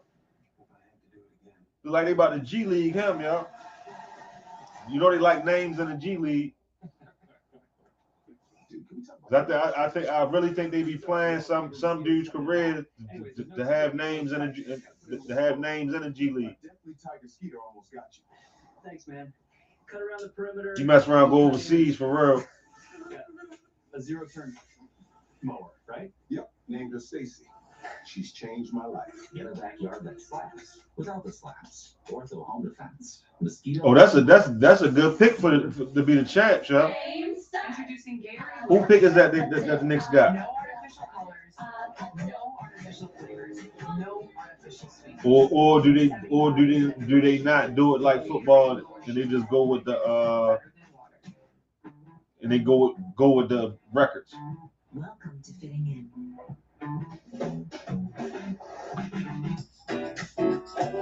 Welcome to standing out. Welcome to filling in.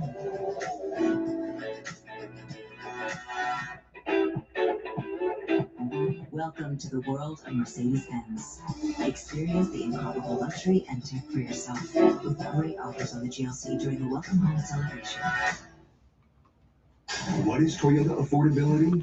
It's buying smart. Right now, Toyota has special low APR and leases on the dependable Corolla and Corolla Cross. It means driving for less without. I ain't running no damn Toyota ads. Fuck. Because they ain't paying me.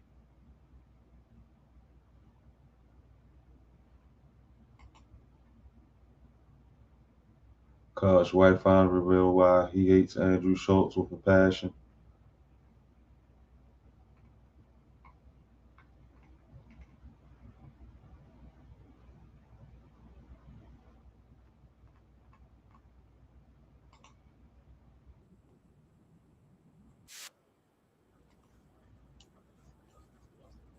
Months ago, Akash had thriving friendships.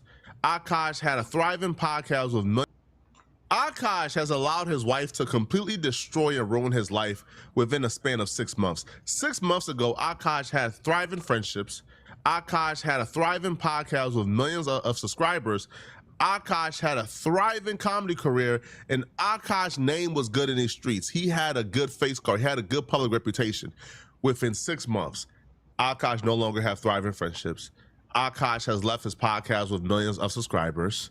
Akash's name is dirt in these streets. I don't even gotta say, y'all know it. The same wife who ruined his life and public reputation is now online. Back to the same TikTok that she used to ruin his life and public reputation is now back online on that same TikTok bragging about how Akash is no longer friends with the same people who criticize that makes her. sense. So Akash has Withdrew from the burned all draft. his relationships, has left his podcast, and is no longer friends with a lot of people he was friends with in the industry because those people had platforms of their own and they spoke on his wife embarrassing him. Stars that Akash wife made you want to not be married? What happened, bro? You want to be? Yo, when you locking it down, yo?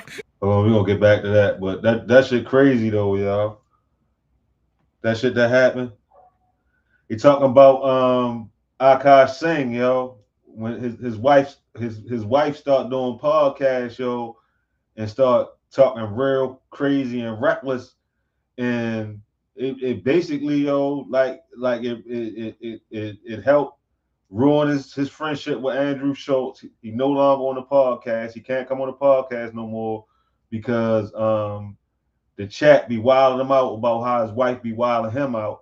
Yo, it just got crazy, yo. So yo just quit the podcast.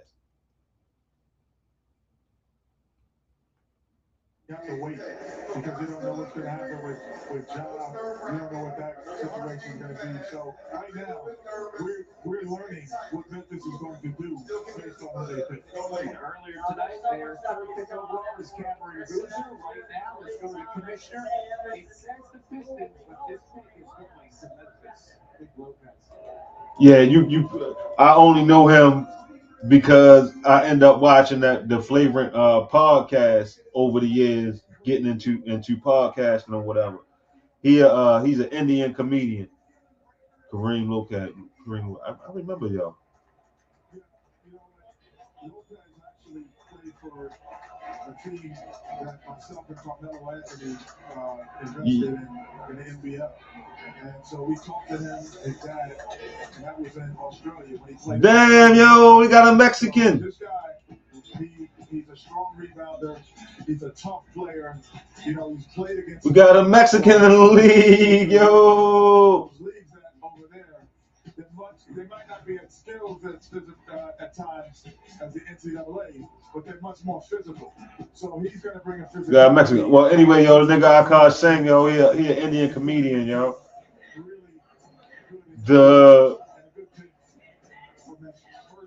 Yeah, definitely losing money over that shit. Yo, his wife was completely unknown previous. His wife was completely unknown previous to going on to starting a podcast. Mexican, yo.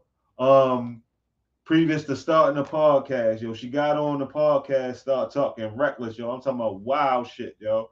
Like, yo, why some of this? Flacco might run it by you. When you locking it down? What happened? And I'm never gonna tell the world. I ain't going through that. That's crazy. What happened? I didn't realize we had Akash's picture. I don't like what they've been doing to Akash the past few weeks, man. Yo, free Akash, man. Free Akash. Free Akash. I haven't seen the new episode of Flagrant, man. Did it go well? You gotta watch it, man. We had him and Jocelyn. Well, am I ruining it? Everybody already knows by now. Yeah, just watch it. I just don't like it because it's such a sensitive subject. That's his wife. Yeah. You know what I mean? Yeah. They public. Well, can I say what I want to say? Of course. This is what Brilliant Idiots is about. All I want to say is simply this. Keep your wife off the internet. Akash never came back to Flagrant after this episode, which I don't know why. Because they're talking about how he came to Flagrant the day before. They did this whole grand episode with Jaslyn, Akash, and the guys, and they talked about the entire situation. And then he never came back. And the wife is hitting towards is things like this is why he didn't come back, which I don't understand because they didn't say nothing but the truth. It's the truth, yo. Yo, the wife was wilding out, man. The wife was on podcast talking about she wants to have an orgy with other men other than her wife. The wife was talking about popping her pee at these college frat parties, then talking about, I thought popping pee just meant dancing. The wife talked. All right, so the wife went on a podcast. I'm gonna go over a couple of things she said. Well, let me give you a precursor, and it go deep. Pause, yo. First of all, Akash said on his podcast with Andrew Schultz and them that his wife was a virgin when they met. And he's a virgin. This is a 30-something-year-old grown-ass Indian nigga and shit. So he said he was a virgin, and he said his wife was a virgin. So you know that's a whole universe in its own. Like before they even met her or anything, you know, before she was even really a person to anybody. She was just Akash girl at one point in time, his girlfriend at one point in time, and then she became his wife, and nobody knew who she was. You know what I mean? But all we knew is that Akash came out his mouth and said that his wife was a virgin when they met, and that he's a virgin. So he was a virgin when he met or whatever. Blah, blah. So she come on, fast forward, they married or whatever, boom, boom, boom, boom, boom.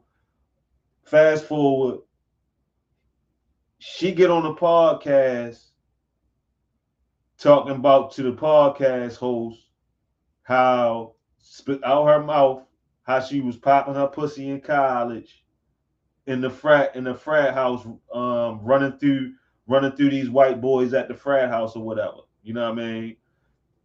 So this on the podcast, she just pops up on the podcast, want to make a podcast one day after this nigga that built up comedy career on a bumping podcast with Andrew Schultz, all that shit or whatever.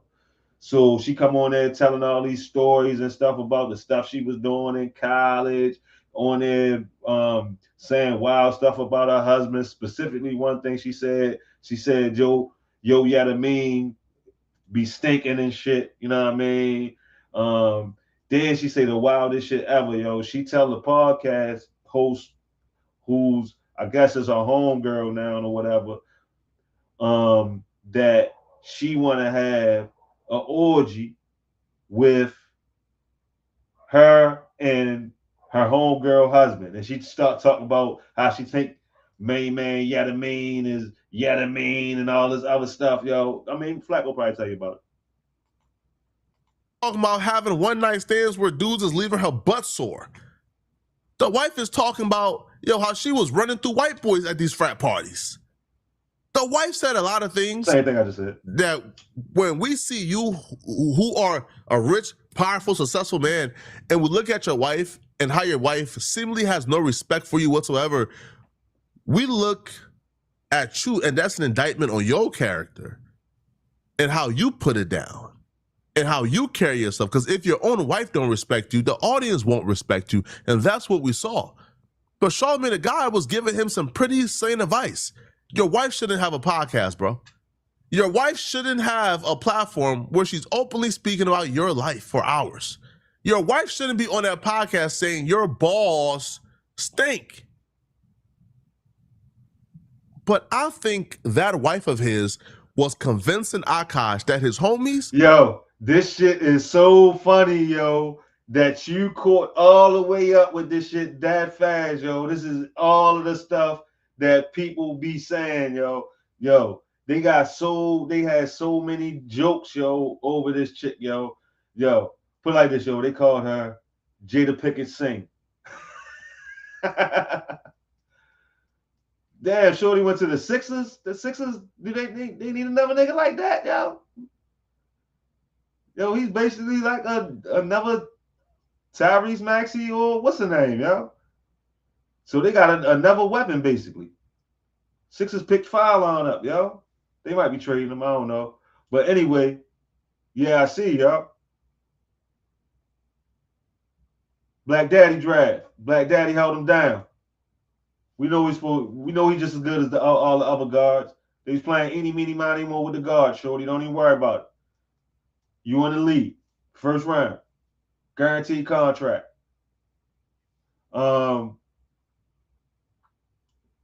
Yeah, yo, he's called Shorty Jada Pinkett Singh.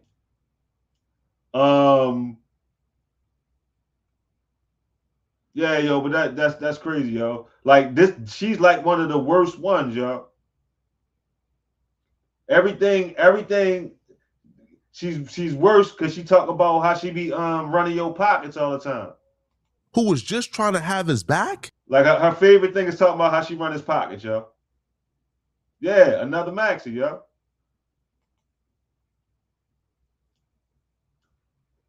Not really a bad thing to have somebody like that coming up off the bench after the that's a nice 3-guard rotation. You know what I mean? So that's not really a bad thing to have somebody who can keep the pressure on the defense when Maxey out the game or VJ out the game for real. Yo, I think they looking at the families, yo, because a lot of these niggas slipping for real.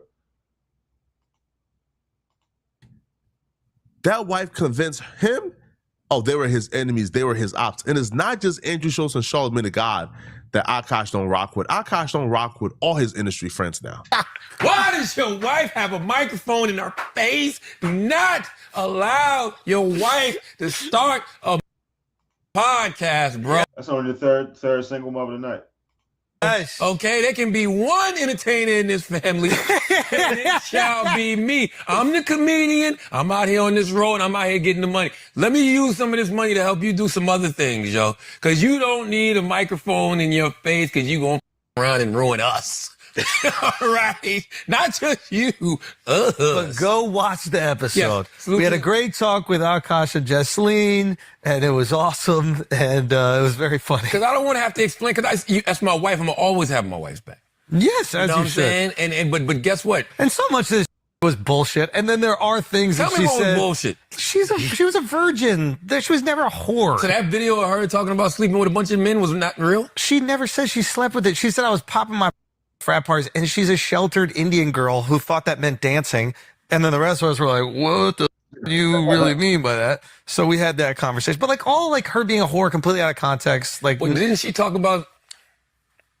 Say it. We discussed everything on the so pod. Didn't she talk about sucking cocks? No. She never said that? There was never a video about that? She said that Akash's balls smell like a homeless person. Not Steph Curry with the shot, boy. They call her chicken curry. God damn. Why would she say that? That's a good point. So we had those conversations. You hear Andrew, yo? This nigga Andrew talking about they call her chicken curry, yo. What the? So watch the episode. My brothers. Clears up a lot of. My brothers. And also, she just acknowledges, like, yo, that was stupid. Like, I shouldn't be there. I can see why the audience thought it was this thing. Like, there was a lot of delete it. stuff. Delete the podcast. Delete ours? No more influencing. No, I'm talking about her. Oh, we're working on it. No influencing.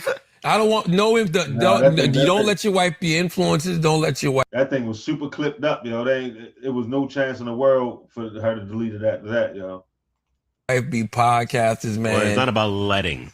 No. Let. No. Let. No. Let. No. Let. No. There's certain things we can't do. Yeah. Because we know that it's detrimental to our situation. I was watching this truly trying to find something that I could spot that Akash will be upset at.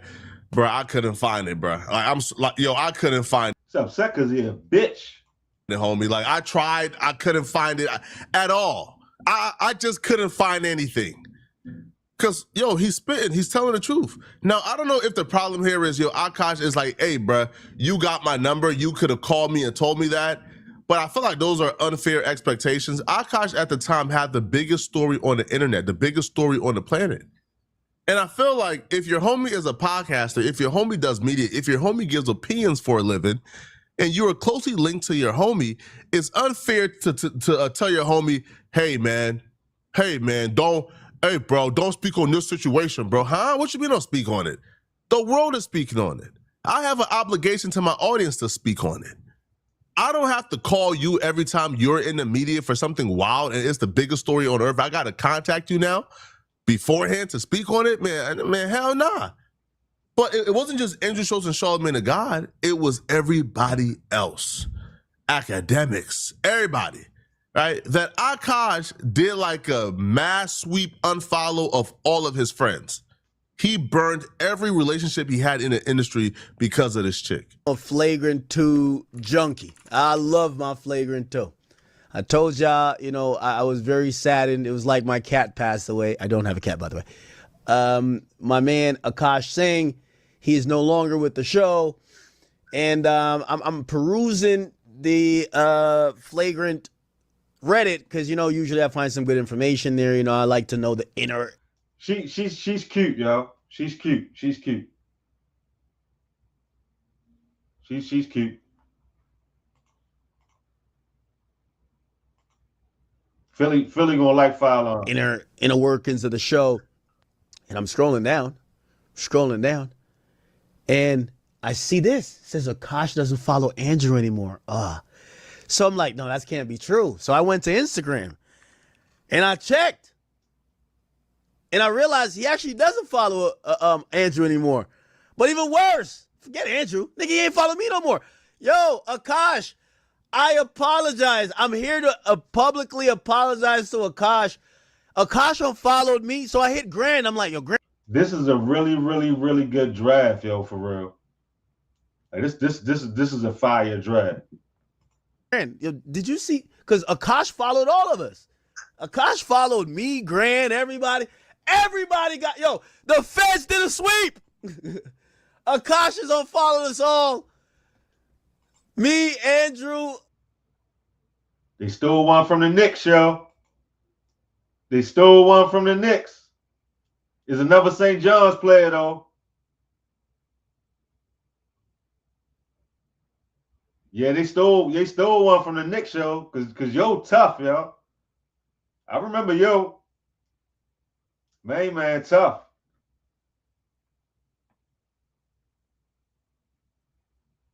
I mean, it's crazy. It's not though, depending on his wingspan. Cause you got, I mean, he's center, but he definitely played the 4. He can play the 4, and he can probably play a little bit of 3 for real.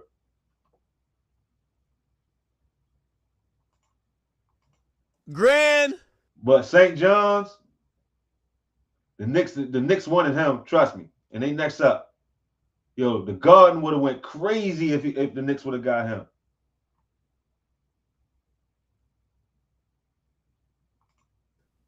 Yo, Grant hit me, was like, yo, even the wife was following me. She unfollowed my ass too. I'm like, oh. Yo, I want to sincerely put out an apology. I don't know if maybe I've made some jokes. I'm not a comedian, but I try to, Akash, I love you. I do. People were discussing your situation.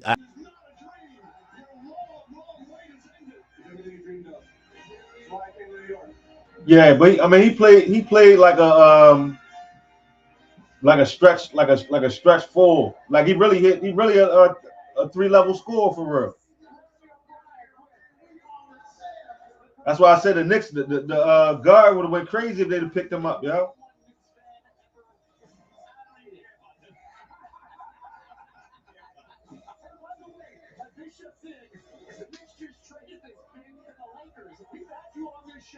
The Knicks traded their pick to the Lakers.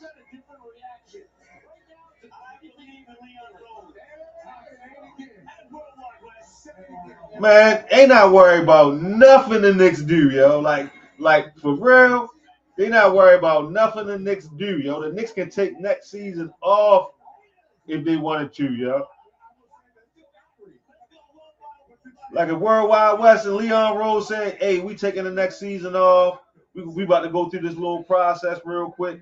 We just gonna let Brunson try lead the league in scoring, and we gonna go from there. Nobody would care, yo.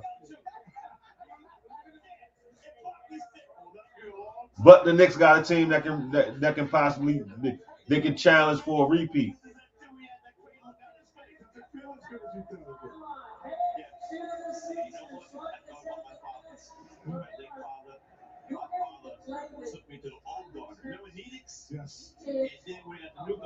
I wonder how many New Yorkers died after the Knicks won the title, yo. I wonder how many of them was like, finally, and was like, you know what I mean? I wonder how many of them did that, yo. I know it had to be a couple New Yorkers do that, yo. I know it had to be a couple New Yorkers do that. That's funny, yo. Y'all deserve it. Y'all deserve it.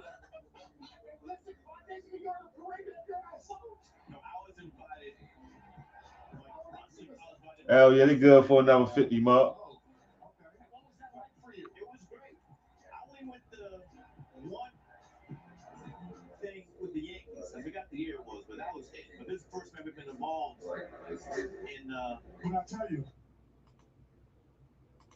Trust me.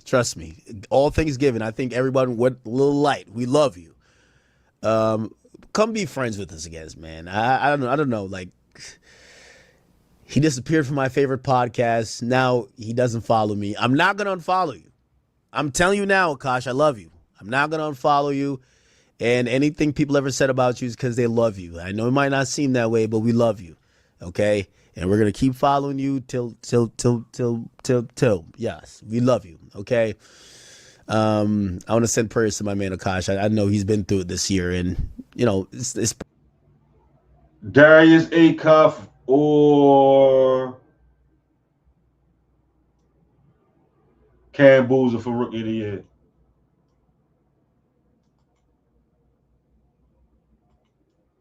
Probably not the best situations, but I don't think people commented on him ever meant ill will towards him. But I do want to. I realize that we all got unfollowed. AJ can win it if AD get traded. AJ got a chance of winning it. Utah might got too much young prime firepower for Peterson to win it. But he gonna be effective though. Yo, you don't even gotta follow Andrew Schultz back. I think Schultz must have did something. But follow me back. Yo, Big Act. Yeah, everybody love Big Act. Come on. Let's get back on. He unfollowed DJ Academic. Hey, yo. Think about this is like, you're either going to go to the world's greatest arena and play with the world champions, or you're going to play with money.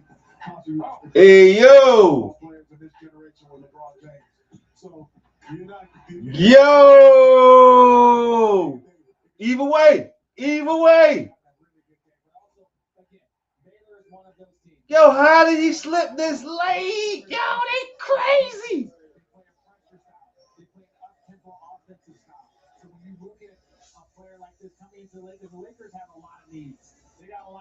Yo, how they see VJ last year and then see yo and they be like, end of the first round. Yo, that's crazy, yo.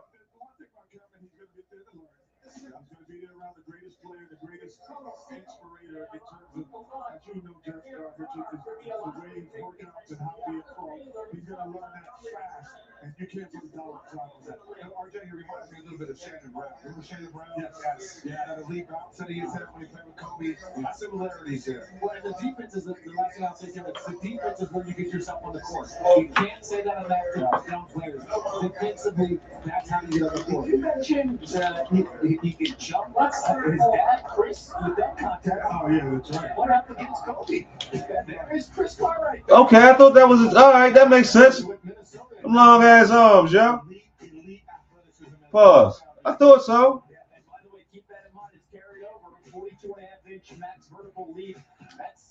I thought so. I thought that okay. That make a lot of sense, yo. He look just like his father, but mixed. Okay. Completely different story. Again, the graphic says going to the Knicks, and we have Cameron Carr going to the Lakers, and right now he's the legacy babies, yo. It's not Nepo baby, yo. The legacy babies. Man, it's a blessing. It's exciting. This is just all a tribute to God and everything that He's blessed me with in my ability. It's the Black Daddy draft. I got to give my credit to my parents, of course, and my head coach, Coach Drew. Man, I wouldn't be here if it wasn't for him. Now, I know you're known for your spectacular dunks. Do you have a favorite from this season? Because I do. I thought Dominique Son was gonna be a one and done, but he got to develop physically though.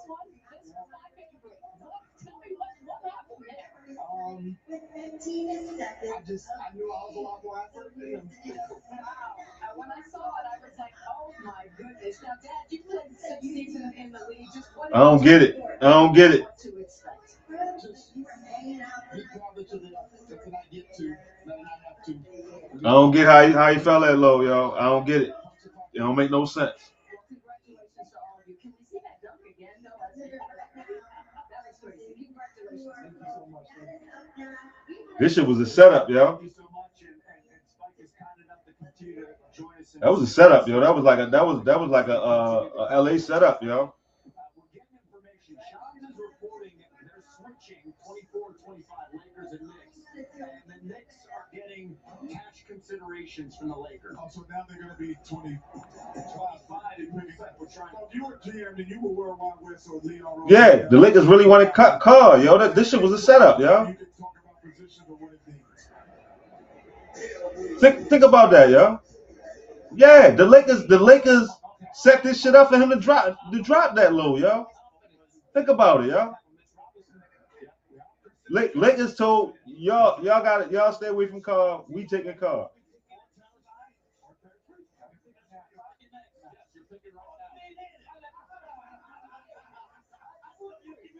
They traded one pick up and gave them some cash, yo. Come on, yo.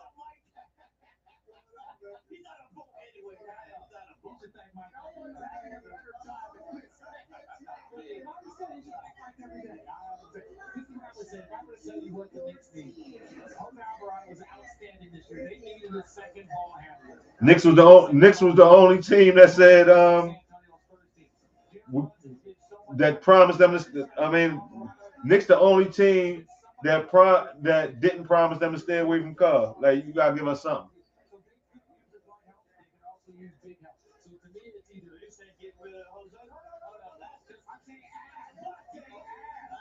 Hey Mark, you played 82-0 yet?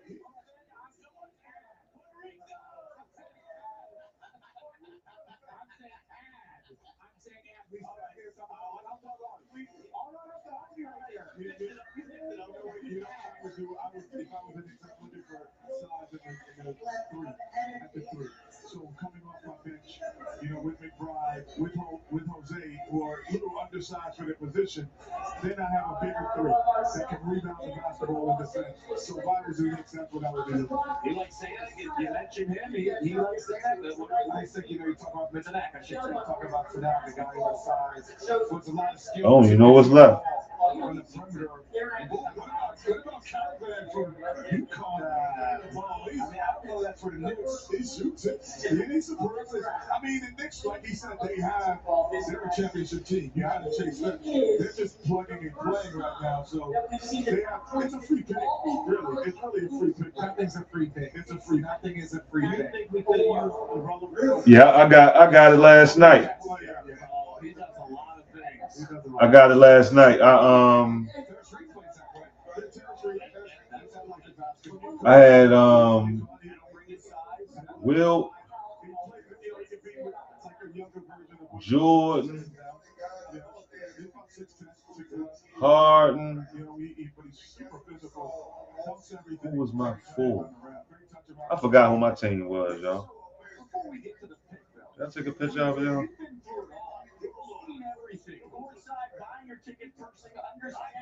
But I got it last night. You get that Wilt, you good. That's that.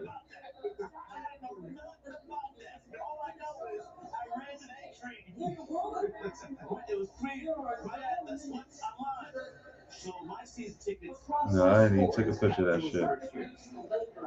So you've seen a lot, and you've experienced a lot of heartbreak.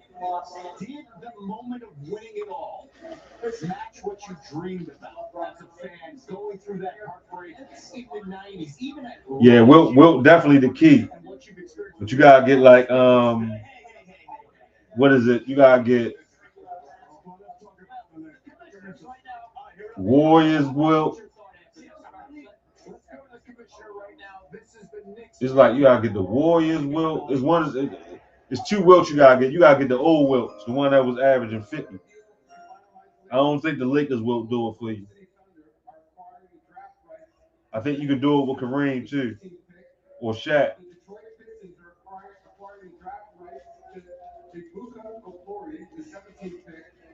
And the Memphis Grizzlies are acquiring the draft rights to Kareem Lopez, the 21st pick. Yeah. What you gotta do is, early on, you gotta kind of like whatever they give you, you gotta kind of like pick the best out of a couple of them that you really wouldn't think of. You just gotta go off of their stats. You know what I mean? They up at like 24, 25 points, something like that. Just take them. You know what I mean? Don't even do no guesswork on them. And then you might get Wilt somewhere in the middle. He also wants some backup side, and I think that's what the Knicks want in position. They need position. Really, the key is kind of getting Wilt before you use any of your do-overs.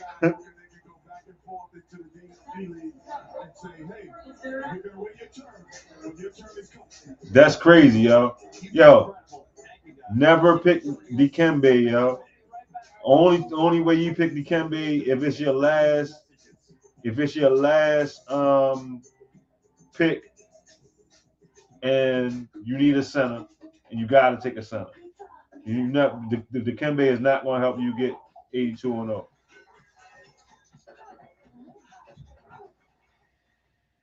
What? 3 new Toy Story 5 personal pizzas from Papa John's. Order 2 or more for better ingredients, better pizza. Papa John. Work.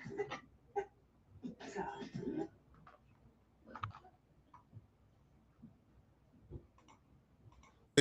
Unfollows the Academics TV page that's ran by Grand Wizard. So he unfollows Grand Wizard. He unfollows Andrew Schultz, which makes sense because when they announced that Akash will no longer be on the podcast. Grand Wizard is a crazy ass name. Akash wasn't present. And like we all thought, I mean, even if Akash is leaving the podcast to go ahead and do other things, you would think that Akash would at the very least come back for the last episode, have like one more powwow and then leave. Him not coming back signaled to a lot of us, okay, things are not all the way correct or all the way right with this relationship. Now we're finding out, yeah, like he hates Andrew Schultz, like he despises Andrew Schultz. And we know this furthermore because the wife was on her TikTok and her Instagram throwing shots at Andrew Schultz and Flagrant and confirming that Akash and Andrew are no longer friends. Which see that's crazy, y'all. So they factored in defense. So I tried to balance my roster. Nah, yo, you need buckets, yo. Trust me, yo. You need buckets. Buckets and big boards, y'all.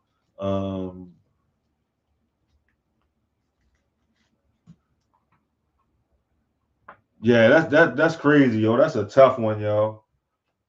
Like when he don't realize his wife manipulative, yo. He don't realize that shit, yo. Just disheartening, bruh. Yo, Akash and Andrew has been friends for what? The latter part of 20, going on 25 years? And this woman coming in destroyed their friendship. They were friends before this woman. Andrew was giving Akash opportunities before his wife stepped into the picture. But now because of her, he's no longer friends with the only dude who loved him and gave him opportunities in this industry. And what I'm not gonna say what she don't realize, but what Akash really don't realize is she's only with you. Now he got this whole story about how she stuck with him when he was down or whatever, blah, blah, blah, blah, blah.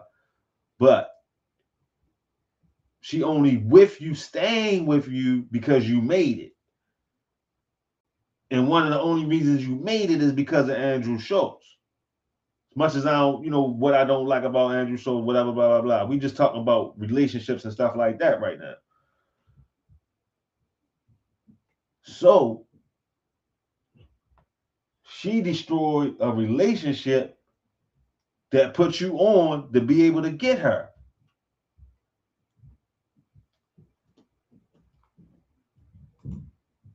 Response to a fan asking Jasleen, is Akash and Andrew Schultz still friends? She posted a clip from the Obsession movie. Now, I can't play the video because it's copyrighted, but if you know what this clip is, then you know in this scene, the actress is yelling, no, no, no, for God's sakes, no, no, no, of course not. So this is her confirming that of course Andrew Schultz and Akash are no longer friends. And she's taking great pleasure into this because even like the clip she posted is like the actress is saying it in a very smug fashion. No, no, no, of course not. So this is confirmation that Akash and Andrews are no longer friends. Yo, to take joy in destroying a friendship, yo, that's evil, yo. He met her, he was at least 30 and she was like fresh out of college. And I think he might be like 35 now. So I think they might have been together for like 5 years or something like that, 5-6 years or something like that. Now she continues and like she continued to make herself the victim in the situation, throwing sneak jabs and shots at Andrew Schultz as if they were fake to her and Akash, or as if like they were terrible friends to her and Akash and they did them wrong by simply covering like her transgressions. Somebody asked how she dealt with everything. So she writes, I really try to remember that everything works out the way it's supposed to. Rejection is redirection. Of course, it is easier said than done when people are digitally SAing me and continue to do so. Digitally SAing? Huh? How is that possible? How can somebody digitally SA you? So she considers digitally SA, which also makes sense, why Akash has been brainwashed into ruining his friendship. She probably told Akash, man, your friend speaking about me sucking D and me talking about how I was getting my pee popped at frat parties. Your friends talking about that is them digitally SAing me, and Akash probably just went along with this nonsense. So again, and she continues, but that experience made me and my husband so much stronger. It showed us who our real friends are and made us see fame more clearly. Which obviously and clearly, if it made them see who their real friends really are, then apparently Andrew Schultz, Charlemagne, academics, and others are not their real friends according to them. Now, she did an interview a couple of months ago where she revealed her true thoughts on like Flagrant and Andrew Schultz and them fan base. So she will make a distinction between Akash fan base and the podcast fan base, implying that the podcast fan base is filled with right-wingers and racists who don't want to see a powerful brown woman like herself give opinions, which is why Akash ultimately left the podcast. So I felt like we had a really good support system. Like if, God forbid, we did ever get into disagreements. And I remember her saying, though, in Paris, she was like, my biggest fear is getting canceled. And I remember telling her, I was like, notice she's doing podcasts now, and he not even on his podcast no more.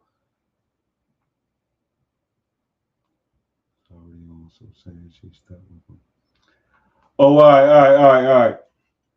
He was already doing comedy, so he was on his way up, but he tried to always play it like he wasn't nothing, like he real self-deprecating, like he wasn't nothing, and she was supportive and all this other shit. You know what I mean? So now she don't work, and he take care of everything. I guess whatever money she getting our podcast shit.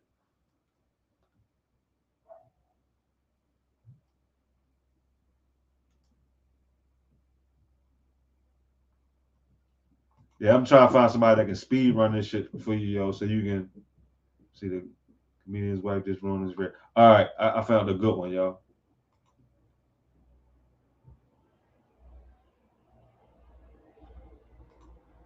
So one of the hottest topics online recently has been a stand-up comedian named Akash Singh and some comments that his wife has made about their life and their marriage. I'm sure many of you are familiar with the Flagrant podcast starring Andrew Schultz and the man himself Akash. And as far as digital media goes, comedy podcasts are not really my thing. I've heard some legendary tipping, right? Like, you know, I remember I was hanging with Rogan once, he drops the car off, it's 100, picks it up, it's 100. Okay, that's aggressive. Yeah. He's responsible. I guess I just don't find either host to be particularly funny. I really think that Andrew got a career from swinging on Joe Rogan's nuts, and then Akash in turn did the same with Andrew. You know, this guy is actually so unfunny as a comedian that I thought for sure he was like Lily Singh's long-lost brother or something like that. But it is simply not true. They actually do have two things in common, though. For one, they both cannot take any sort of constructive criticism regarding their comedy. I'm trying to power through the set, but when I'm done with my set and I see him doing this, that shit, there is no way your fucking left hand is more interesting than what we're doing up here for an hour. And for two, they were both virgins deep into their 30s. I'm sure I could get there, but I'm also... I don't give off the vibe, I think, of the girls like, I gotta fuck that guy. In fact, it's quite apparent that growing up and even through his early adult life that this man had zero confidence in himself and never really got any attention from any girls. So in high school it was because you said you didn't look good, and then after that it was I was hideous.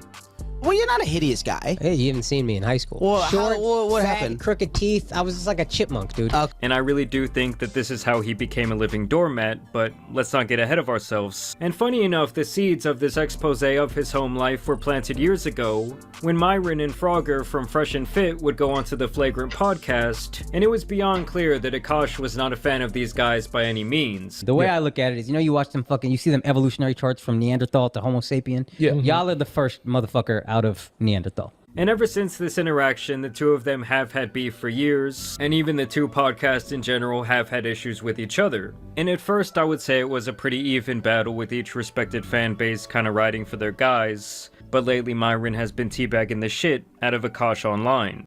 You can't go into no modern marriage a virgin, yo, as no man, yo. Yo, you crazy, yo. And it's really all been possible because of Akash's wife, Jasleen, as she has pretty much given Myron all the ammo in the world. You see, Akash made the mistake of trying to appear too perfect, and every time he would open up his mouth about his wife, Jasleen, he would paint her as this beautiful, sexy, but also innocent, almost naive person. And on more than one occasion, he noted this story where they lost their V-cards to each other when she was in her early 20s, and I believe he was in his late 30s. My wife also hadn't had any sexual partners, so that helped us connect a lot more. Let me ask you this. Do you believe her? If you've seen her? Yo, really said this in front of other grown men on a podcast, yo. He don't realize he did this to himself, yo.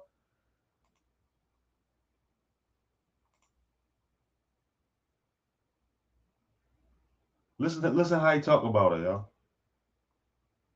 Story where they lost their V-cards to each other when she was in her early 20s, and I believe he was in his late 30s. My wife also hadn't had any sexual partners, so that helped us connect a lot more. Let me ask you this. Do you believe her? If you've seen her, then it's hard to believe. Yeah. I remember I was just like, what? I mean, it's almost like the guy had a superiority complex over this V-card fun fact, when in reality, he was really just on some Steve Carell shit. And it's quite apparent that even in his newfound success, he was still deeply insecure from his adolescence. But either way, Akash was still pretty well respected for years, and the problem really didn't start until his wife opened up her mouth. And at first, it was simply about the red pill community and specifically Fresh and Fit. So my husband actually interviewed these red pill guys on their podcast one time, and I won't mention their names because who the fuck even cares. But it was so funny because he actually called them out on their shit and their like stupid fucking beliefs and how they say that they're helping men when actually what they say is like really detrimental and damaging, especially to young and impressionable men. Because he went at them, the red pill guys, like fans, were attacking him afterwards, found pictures of us, and because I'm like objectively attractive, they were saying that we couldn't possibly have got together in a natural kind of way or like in the wild, like it must have been an arranged marriage. Now, the most ironic part about her call out is that she herself turned to making Fresh and Fit as content for women, where she embodies the idea that women should be constantly treated like spoiled brats who need their every whim catered to by their husbands. In fact, it seems like all she really knows how to do is sit at home and spend Akash's money. I mean, just listen to how she describes herself. For those of you who are new here, hi, my name is Jasleen. I'm a stay-at-home wife, but I don't cook or clean because I don't feel like it. And my husband is a full-time stand-up comedian, and he buys me lots of nice things. And trust me, guys, after this, the clips only get much worse. It's gonna get worse, yo. Just watch, yo. It's almost like going from Weenie Hut Jr. straight to Hell's Inferno, as she totally comes off as an entitled gold digger when it comes to finances. How do you and your husband split finances? We don't. If you want to work, all for that. But like any man that doesn't want to have a joint bank account or isn't being transparent with his account, that's a fucking red flag. His money is our money and my money is my money. Yes, that's very easy to say when you have no income. That is actually my number one. They must be generous with their finances from day one. Oh, I love my wife. I love my wife. Now, it don't sound like she was joking. It didn't look like in her face she was joking. She tried to come back later and say she was joking. Let's go ride a bike with my wife. And it's just like the best fucking part is like living with your best friend. Also, it's like there's who buys you designer shit. My wife is objectively gorgeous. Me, no. So that's what you got to do. I got to work my ass off, and then every time she starts looking at me and she starts assessing my beauty, I just throw a bag at that bitch. Chest pass! And just look at her sheer reaction to Akash surprising her with an upgraded wedding ring recently. First of all, I want to say to Amma, happy birthday. All of this is possible because you told me I could do anything that I wanted. With him also saying that he now wanted to renew their vows in India in front of their families and just pay attention to what You told her all of this is possible because you told me I can do it. Oh, bitch ass nigga, man. Ain't had nothing to do with your squad, huh? Nothing to do with your squad. her main focus was in this clip.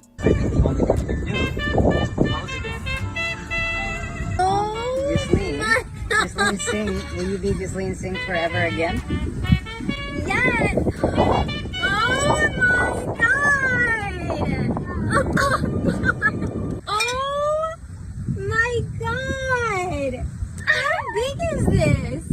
Thank you so much! What do you say?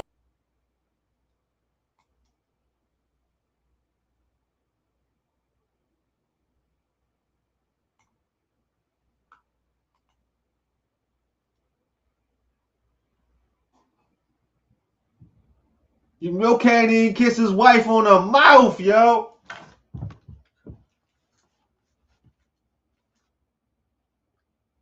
Mans can't even kiss his wife on the mouth, yo.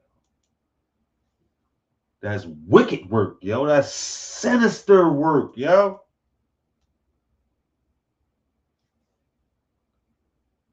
Shit don't get no more sinister than that, man. I'm trying to tell you, yo.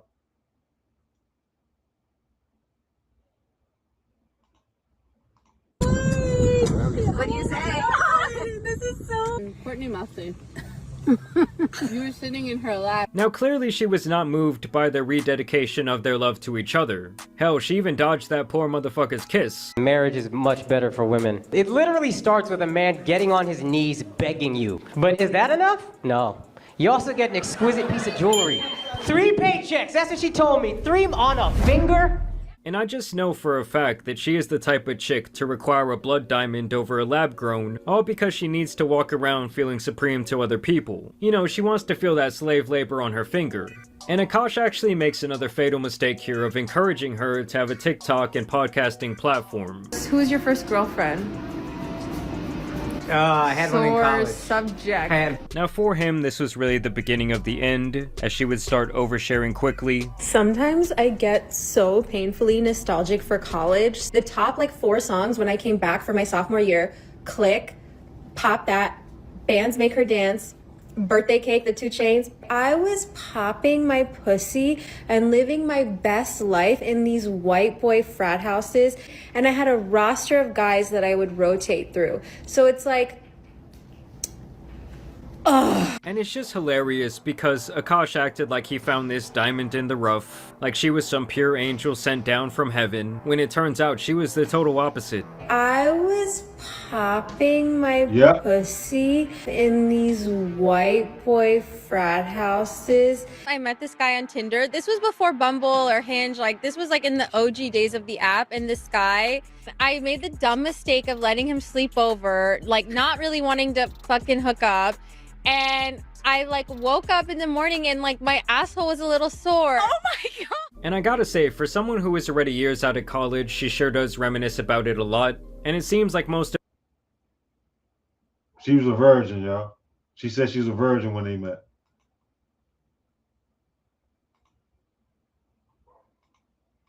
her memories involve partying and other men. So do me a favor, to all my brown girls who are starting college, you actually don't have to date the first guy that gives you attention. And when I got to college, I was like, oh my god, it's open season, and all these guys are starting to give me attention, and everyone's being so social. Now where things would really explode for Neon's father though, is when his wife opens up her mouth about her best friend slash podcast host husband, Nav. And at first I thought she was actually talking about the pudgy rapper. But no, she is on this man's dick like no married woman I've ever seen. Would y'all ever have an together with your husband? Priya, I'm actively trying to have an orgy because this couple is so fucking good looking, and you haven't seen Nav yet, but wait till you fucking see him. His body goes crazy. His face card always slays, never declines. And it's kind of weird because I'm talking about your husband. I just know that Nav's dick is at least 10 inches. Now, for me, all of these statements would be grounds for immediate divorce. And no, I'm not even joking. Like, never have I sat with one of my friends and said, damn, bro, your girl got a fat ass. She got some nice tits. Like, that would just be so disrespectful that I would expect any one of my boys to slap the hell out of me for that. And obviously, vice versa. We're gonna have a compound. Yes. And me, Nav, Nehal, and Akash are gonna be in 2 like adjoining houses so that we could always be near each other. And we're gonna have a connecting basement where we have dinner and movie nights and yeah. Akash is such a fucking king. Like, everyone knows he's the best husband, and I don't often find men that measure up to him. And like, Nav completely measures up to him, if not more. But for Akash, this ends up being the worst part, as he willingly gets cucked for their audience of less than 1,000 subscribers. And the funniest part to me is that he shows up on the couch with Nav, and I expected him to be like this jacked, badass, historically good-looking guy. And funny enough, he's really just like Akash 2.0. He's like his cooler older brother or some shit like that, body language and all. And at first, they just discuss their home life and the drama over their finances. But when I tell my wife I'm tired, I want her to say, I'm sorry, baby. I understand. That must be exhausting, buying me all these things. Instead, she goes, so am I. And if I dare open my mouth to go, what the fuck did you do that made you tired? I went to Pilates. It's been unspoken, but now we're just saying it now that we're both making content. If it's funny, we're good. That was clearly my wife trying to be funny, and watching everyone take it, because the idea that my wife, she's gonna start making so much, you guys are gonna make so much money. No. The idea that she would even go to the bank to try to open her own account. It's like laughable. But quickly it is quite apparent that Akash's wife cannot handle herself around the aura that is Nav. That's you. Love you, but I actually love you and want to all of you. I mean, just look at the eye contact between them, and how awkward Akash looks. I mean, she really almost slipped up and straight up said that she wanted to bang this guy. Can I say, this is the best husband I've ever seen, and I'm not even saying that hyperbolically. It's a little annoying. And other than the blatant cuckery, she makes it apparent that she is the most ungrateful wife to this guy. And as a matter of fact, she does not even want to celebrate his own birthday with him using his own money. May the 4th is Akash's birthday. And May the 4th be with you. Yes, yeah, and every year I dread it because I have to be nice the whole day, and I have to get him something. Listen, I'm just used to being treated like a princess all day, every day, so that one day that I don't... Oh, what torture. Yeah. And so, of course, she got a lot of backlash over this. I mean, even the most staunch feminist out here was saying, like, please do not make me defend a man. Obviously, Myron was out here roasting the shit out of them collectively, and this was their airhead response to all the attention that they've been garnering. But I will say, our haters are kind of really fucking dumb, because you hating on us gained me 15,000 followers. That's organic followers. So it's like, you're just giving us more relevancy. Like, we were literally a pop culture topic, and like, people couldn't stop talking about it. Yes, your haters will totally make you famous. I'm sure they aren't just watching the house burn down from afar. And I feel like everyone has that dumbass friend who pauses them in the middle of a conversation to say, yo bro, this conversation's great, we should totally have a podcast, you and me. You're right bro, everyone's gotta hear this. And I really think that that's how this stupid ass podcast started. Akash, don't tell me you built that studio, my guy. I mean, straight up, they need to start giving out IQ tests before they will sell you a microphone. And I'm just saying, guys, like, being someone whose job is online in the fashion that mine is, I would never date an influencer chick, or even a girl who has any sort of aspirations of online fame. It would just be way too big of a liability for reasons like this, and I definitely would not want someone who sits at home all day spending and solely relying on my income. But hey, I guess that's just the way I see it.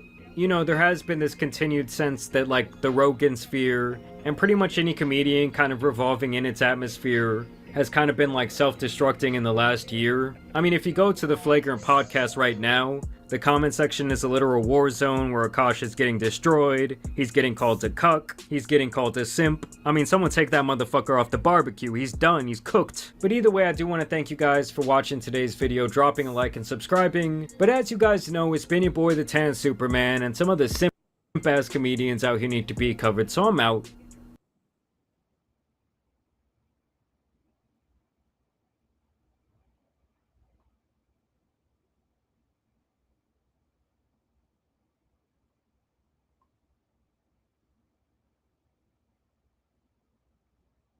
Overall, San Antonio going with a big man, Jaden Quaintance, 6'10", 255, only played 4 games at Kentucky, dealing with lingering knee issues from a torn ACL in February of 2025 with Arizona State. But in 2025, he was Big 12 All-Defensive Team, Big 12 All-Freshman Team with the Sun Devils. So now you are betting on his potential here if you're San Antonio. And Adam, what do we think here for Jaden Quain's 20th overall to the Spurs? So what I will tell you is that if he were healthy, he would have been a top 10 pick. One of the highest level athletes in the draft, a true defensive savant. His defensive playmaking numbers were off the charts as a freshman at Arizona State before he tore his ACL. Now, it's all about the ACL and the medical. There are going to be reports, which I'm sure Matt can elaborate on, and we'll see how long it takes to get him right. But we are talking about a San Antonio staff that has figured out how to keep Victor Wembanyama healthy. If they can keep Wemby healthy, this guy with unprecedented proportions. Yo, just imagine if this kid pans out, yo, to his potential, yo. The Jaden Quinnis kid, yo. They got Wemby and Dwight Howard, yo. I'm pretty sure they can figure out Jaden Quainton's ACL. If and when that happens, you have one of the most incredible interior defensive combinations that I think the NBA is going to see over the course of the next decade. I think this is a risk because of the health, but it is well worth the risk. This is an A- and a very justifiable swing for the Spurs. Number one college angle, the offseason vibe reversal for Mark Pope continues with a pace. The fact that he had a guy who played 4 games and has overshot most expectations to go top 20 in the draft. Pope can claim now another big win there. The Quainton's medical just isn't clean. I mean, I talked to a variety of sources. The knee, there's still plenty of work to do. It was giving a lot of franchises some real hesitation. I actually had one team picking in the 20s speculate to me whether they thought he might actually really truly flirt with falling to the bottom couple of picks in the first round. San Antonio says no to that and pairs with Wembanyama. If Quainton's can get healthy, yes, San Antonio quite clearly is going for the best overall defensive team in the NBA to try and get themselves to a championship as quickly as possible. But this will be a polarizing pick, no doubt about it. There was also a lot of heavy speculation in league circles that San Antonio was targeting Graves. Toronto, one pick before, goes with Graves. And so it's interesting just to see the ripple effect here as they go with a player with a lot of potential. But the opinion on him is widespread. I had one other GM tell me, I'm just not sure how good of a basketball player he actually forecasts to be over the next 5 years. All right, let's go to Spurs great. Avery Johnson helped them win a NBA championship in 1999, hit the game winner in Game 5 against the New York Knicks. Look, Avery, your reaction here, Jaden Quainton, because here's a situation where they don't have to rush him on the floor. Not that they were going to, but they have plenty of time to develop this.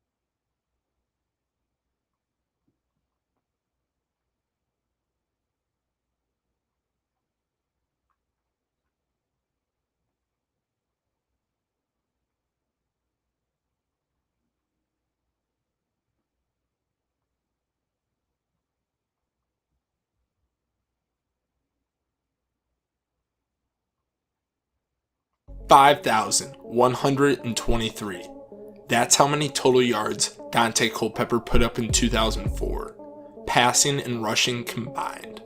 No quarterback in NFL history Yeah, you gotta get on the field. Marino never did it. Elway never did it. Nobody had. 4,717 passing yards, 39 touchdowns, and 110.9 passer rating.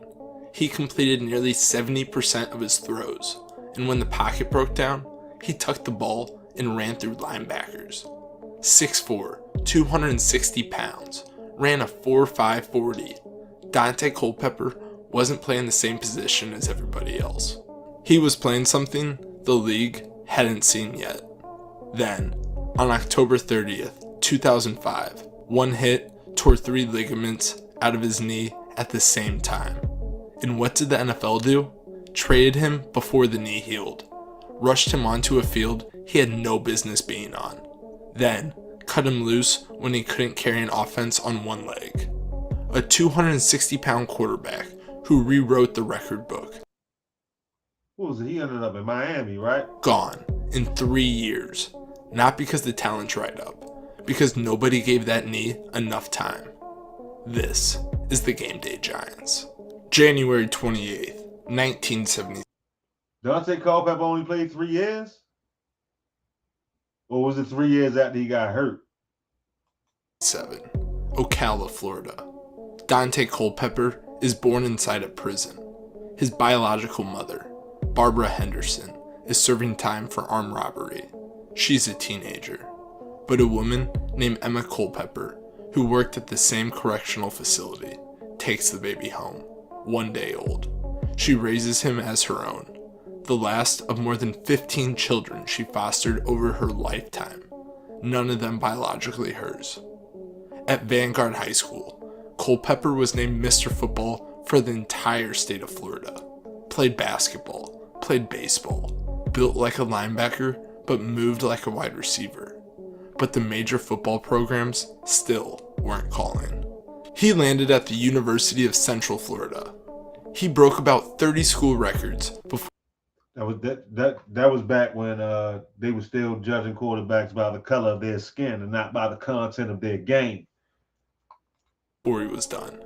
Over 12,000 yards of total offense, 108 career touchdowns, and he set the NCAA single-season completion record at 73.6%, beating Steve Young's old mark. The Minnesota Vikings took him 11th overall in the 1999 NFL Draft, and at the Combine, he put the league on notice. 6'4", 260 pounds, a 4.5 40. Scouts kept looking at the measurables and then looking back at the position listed on the card. Quarterback. They couldn't square it. A guy that big isn't supposed to run like that, and he definitely isn't supposed to throw like that. In his second year in the league, Culpepper takes the starting job. 3,937 passing yards, 33 touchdown passes, most in the NFL that season. 470 rushing yards, 7 rushing touchdowns. He took the Vikings to the NFC Championship game. And here's what made Culpepper different from every quarterback who came before him. If you blitzed, he threw over you to Randy Moss. If you sat back in coverage, he tucked the ball and ran through your linebackers like a fullback. There was no Vikings was knocking on the door for a couple years when they had Moss now. Schematic answer. You couldn't plan for a guy who was simultaneously the best passer on the field and the hardest runner to tackle. People talk about Cam Newton revolutionizing the position. They talk about Josh Allen, Lamar Jackson. Dante Culpepper was doing it first, in an era when the league wasn't built for it. When quarterbacks were supposed to stand in the pocket, read the defense, and throw, Culpepper looked at that playbook and said, I'll do all that, and I'll also be the biggest, fastest player on the field. He made 3 Pro Bowls. He had the Vikings looking like a perennial contender. Culpepper definitely would eat now. And then, in 2004, he put up a season that should have changed how we talk about quarterbacking forever. Let's put 2004 in context. Randy Moss missed some time with a hamstring injury. The media wrote Minnesota off, said the offense couldn't function without number 84. Culpepper responded by having the single greatest total yardage season any quarterback had ever produced. 4,717 passing yards, 39 passing touchdowns, 406 rushing yards, 2 rushing touchdowns, 5,123 total yards, an NFL record. He broke Dan Marino's record for a combined passing and rushing yards. He completed 379 passes and threw. That's what he looked like when he let that bitch go, Marino, a little bit. I didn't even realize it back then. But when he in the pocket and he let that bitch fly, that bitch was like Marino coming off his hand. Just 11 interceptions. He accounted for 41 total touchdowns. Launch that bitch, now, yo. Peyton Manning won the MVP that year, and Manning earned it. 49 touchdowns, and 121.1 passer rating. That's a historical season by any measure. But here's the part nobody talks about. Culpepper threw for more yards than Manning. He produced more total offense, and he did it with fewer weapons around him on a team that went 8-8. Manning had Marvin Harrison, Reggie Wayne, Edgerrin James, and a 12-4 roster. Culpepper was dragging an inconsistent Vikings team into the playoffs by himself. That 2004 season should have been the beginning of a dynasty. Instead, I'm not going to listen to nobody saying you got less weapons around you if you got Randy Moss. it was the last time we ever saw the real Dante Culpepper. Going into 2005, the Vikings had already been gutted. Randy Moss was traded to Oakland. Offensive coordinator Scott Linehan left. Pro Bowl center Matt Burke was out for the season with surgery. All right, that's ain't enough. You're going towards injuries now. 2006. Yo, Hoops Reference is putting that work in, yo. They like, okay, time for the draft grade. Holmes. Quite a bit went down as expected. Well, after all of the anticipation and guesswork, the first round of the 2026 NBA Draft just went down, and we officially saw the rookies get welcomed into new homes. Quite a bit went down as expected, but we also saw some big surprises that shook things up a bit. And with that, it brings us to today's video. We will be going through and grading every pick made in the top 10 of this year's draft, based on the talent that was available at the time of the selection, fit, and upside. Before we get into the video, though, recently a judge ordered Meta and YouTube to pay millions for their role in designing and promoting addictive platforms. They knew their app scores the apping up to hold these players. Now, with that being said, let's get into the video. Starting off with the first pick in the draft, the Washington Wizards selected AJ Debonsa, and the grade here is an A+. This was... Yo, I'm glad the Wizards ain't make that trade, yo. I'd have been so pissed off, yo, if the Wizards would have made that trade. Who most of the world expected to be selected first overall, and even though there were some brief smoke screens thrown out there about them potentially taking Darren Peterson with this pick, they held firm bringing in Debonsa to give them a truly elite scoring talent in the making to build around. The Wizards just traded for Trae Young and Anthony Davis this season, so they're signaling that they are trying to make a leap this year. And like in my opinion, AJ is the type of player that you make him. Nah, you know, it was word, you know, about them making a deal with Utah, because Utah wanted him so bad, all the shit about him playing high school, college in Utah, and basically the Jazz owner really the one that paid your NIL for real. So it was a thing going around that they was going to trade him, you know what I mean, for a package from Utah, including Peterson, including the second pick or whatever. But AJ the type of player that no matter what direction the Wizards go in, they can be good. You know what I mean? They can end up being all right, whether it's just in marketing, them losing, being a lottery team, and AJ being the centerpiece, putting up 40 pieces, or whether they build around what they got right now, and he ends up being like a super Kawhi Leonard type rookie and shit. You know what I mean? Like super duper how Kawhi was for San Antonio. You know what I mean? If they really good, you know what I mean? If AD stayed, but I doubt that. So he gonna kill us first year.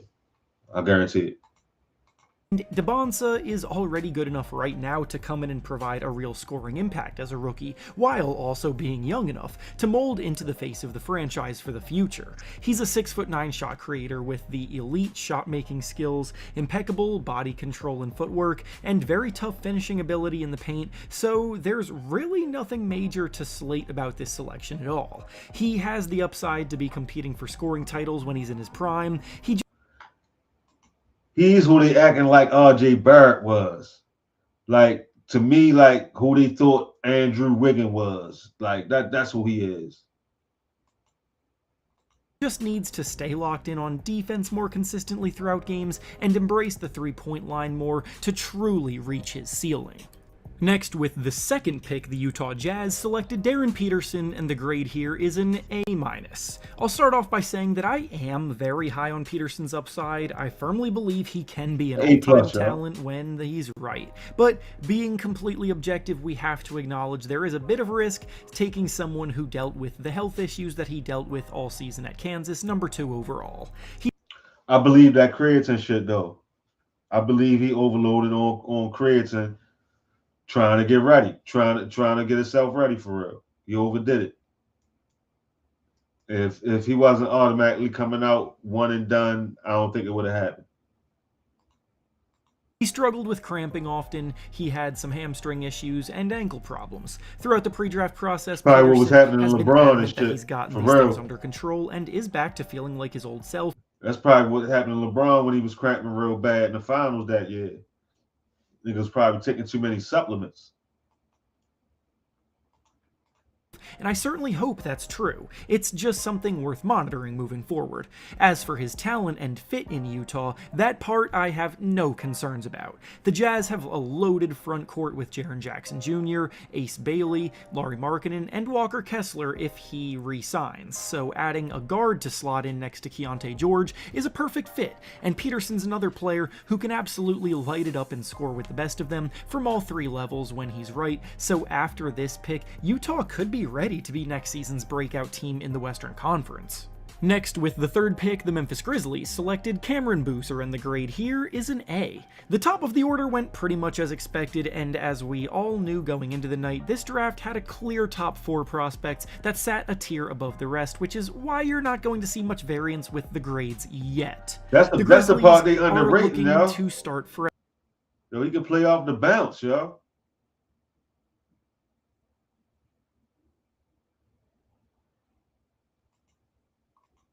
And shift the culture with a movement of youth, and the best way to establish a culture shift towards winning is by bringing in a guy like Boozer who has done nothing but win at a high. You said that's what caused cramps. True. All right,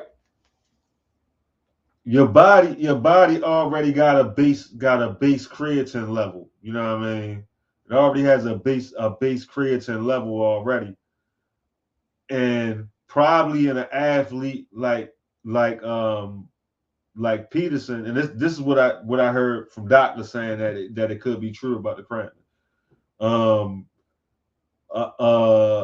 athlete like Peterson who don't carry much body fat, you know what I mean, whatever, he probably does have maybe a elevated creatine level or whatever. So by him, if he's overloading on the shit, you know what I mean, trying to put weight on, trying to keep weight on, probably in the wrong way, you know what I mean, and he probably taking a lot of protein powders instead of eating, you know what I mean, and stuff like that, I can see how it could happen, especially if he's not hydrating enough. Like I can see how he can run into really, really bad cramping problems. High level in his entire life. Boozer may not have the flashy play style that the other guys at the top of this class have, but he is just an incredibly high IQ player with a well-rounded skill set, giving you a little bit of everything. And after the Grizzlies just traded Jaren Jackson Jr., they've already found his replacement at the position. Boozer's strong as a bull scoring in the paint. He's a reliable stretch big man from 3. He's a great passer for his size, and defensively, he may not have the length or pop to be an elite rim protector, but he rotates well, and his understanding of positioning still makes him a plus defender, so the Grizzlies' youth movement is off to a hot start. Next, with the 4th pick, he's like super skilled. I don't see how they not talking about how skilled Boozer is though, yo. Like he's super skilled. Chicago Bulls selected Caleb Wilson, and the grade here is an A. I promise we're going to get more variance after this pick with the grades. I don't know why I just assumed Boozer mom's was white, but nah. Both his parents look like they mixed. But it's tough to be too critical when we pretty much knew this was how the night was going to begin. Wilson was the last remaining of the top tier of guys, but by no means is he a consolation prize for Chicago. He's easily the most explosive athlete of the bunch. He led the country in dunks this year, ferociously driving to the basket, looking to punch down everything he can. He has all the tools to be an elite defender, and he's a lot better at operating on the ball than anyone anticipated before the season. As a freshman, think about this. You remember how many games Caleb Wilson missed because of the hand injury? As a freshman, he led the country in dunks as a freshman, and he missed games. That shit means something. I'm trying to tell you. He will be dunking all over the NBA. His biggest drawback is that he's not really a threat at all with his jumper, so that's something he needs to work on to unlock his highest ceiling, but overall, he's going to bring the energy every night on both ends of the floor for the Bulls. Chicago are another team beginning a rebuild, and pairing Caleb Wilson with the playmaking prowess of Josh Giddey is an exciting start to that process. Next, with the 5th pick, the Los Angeles Clippers selected Keaton Wagler, and the grade here is... All right, I ain't reviewing the whole draft. Yo, I'm about to cut it short. Well, it ain't short. Been on here long, pause.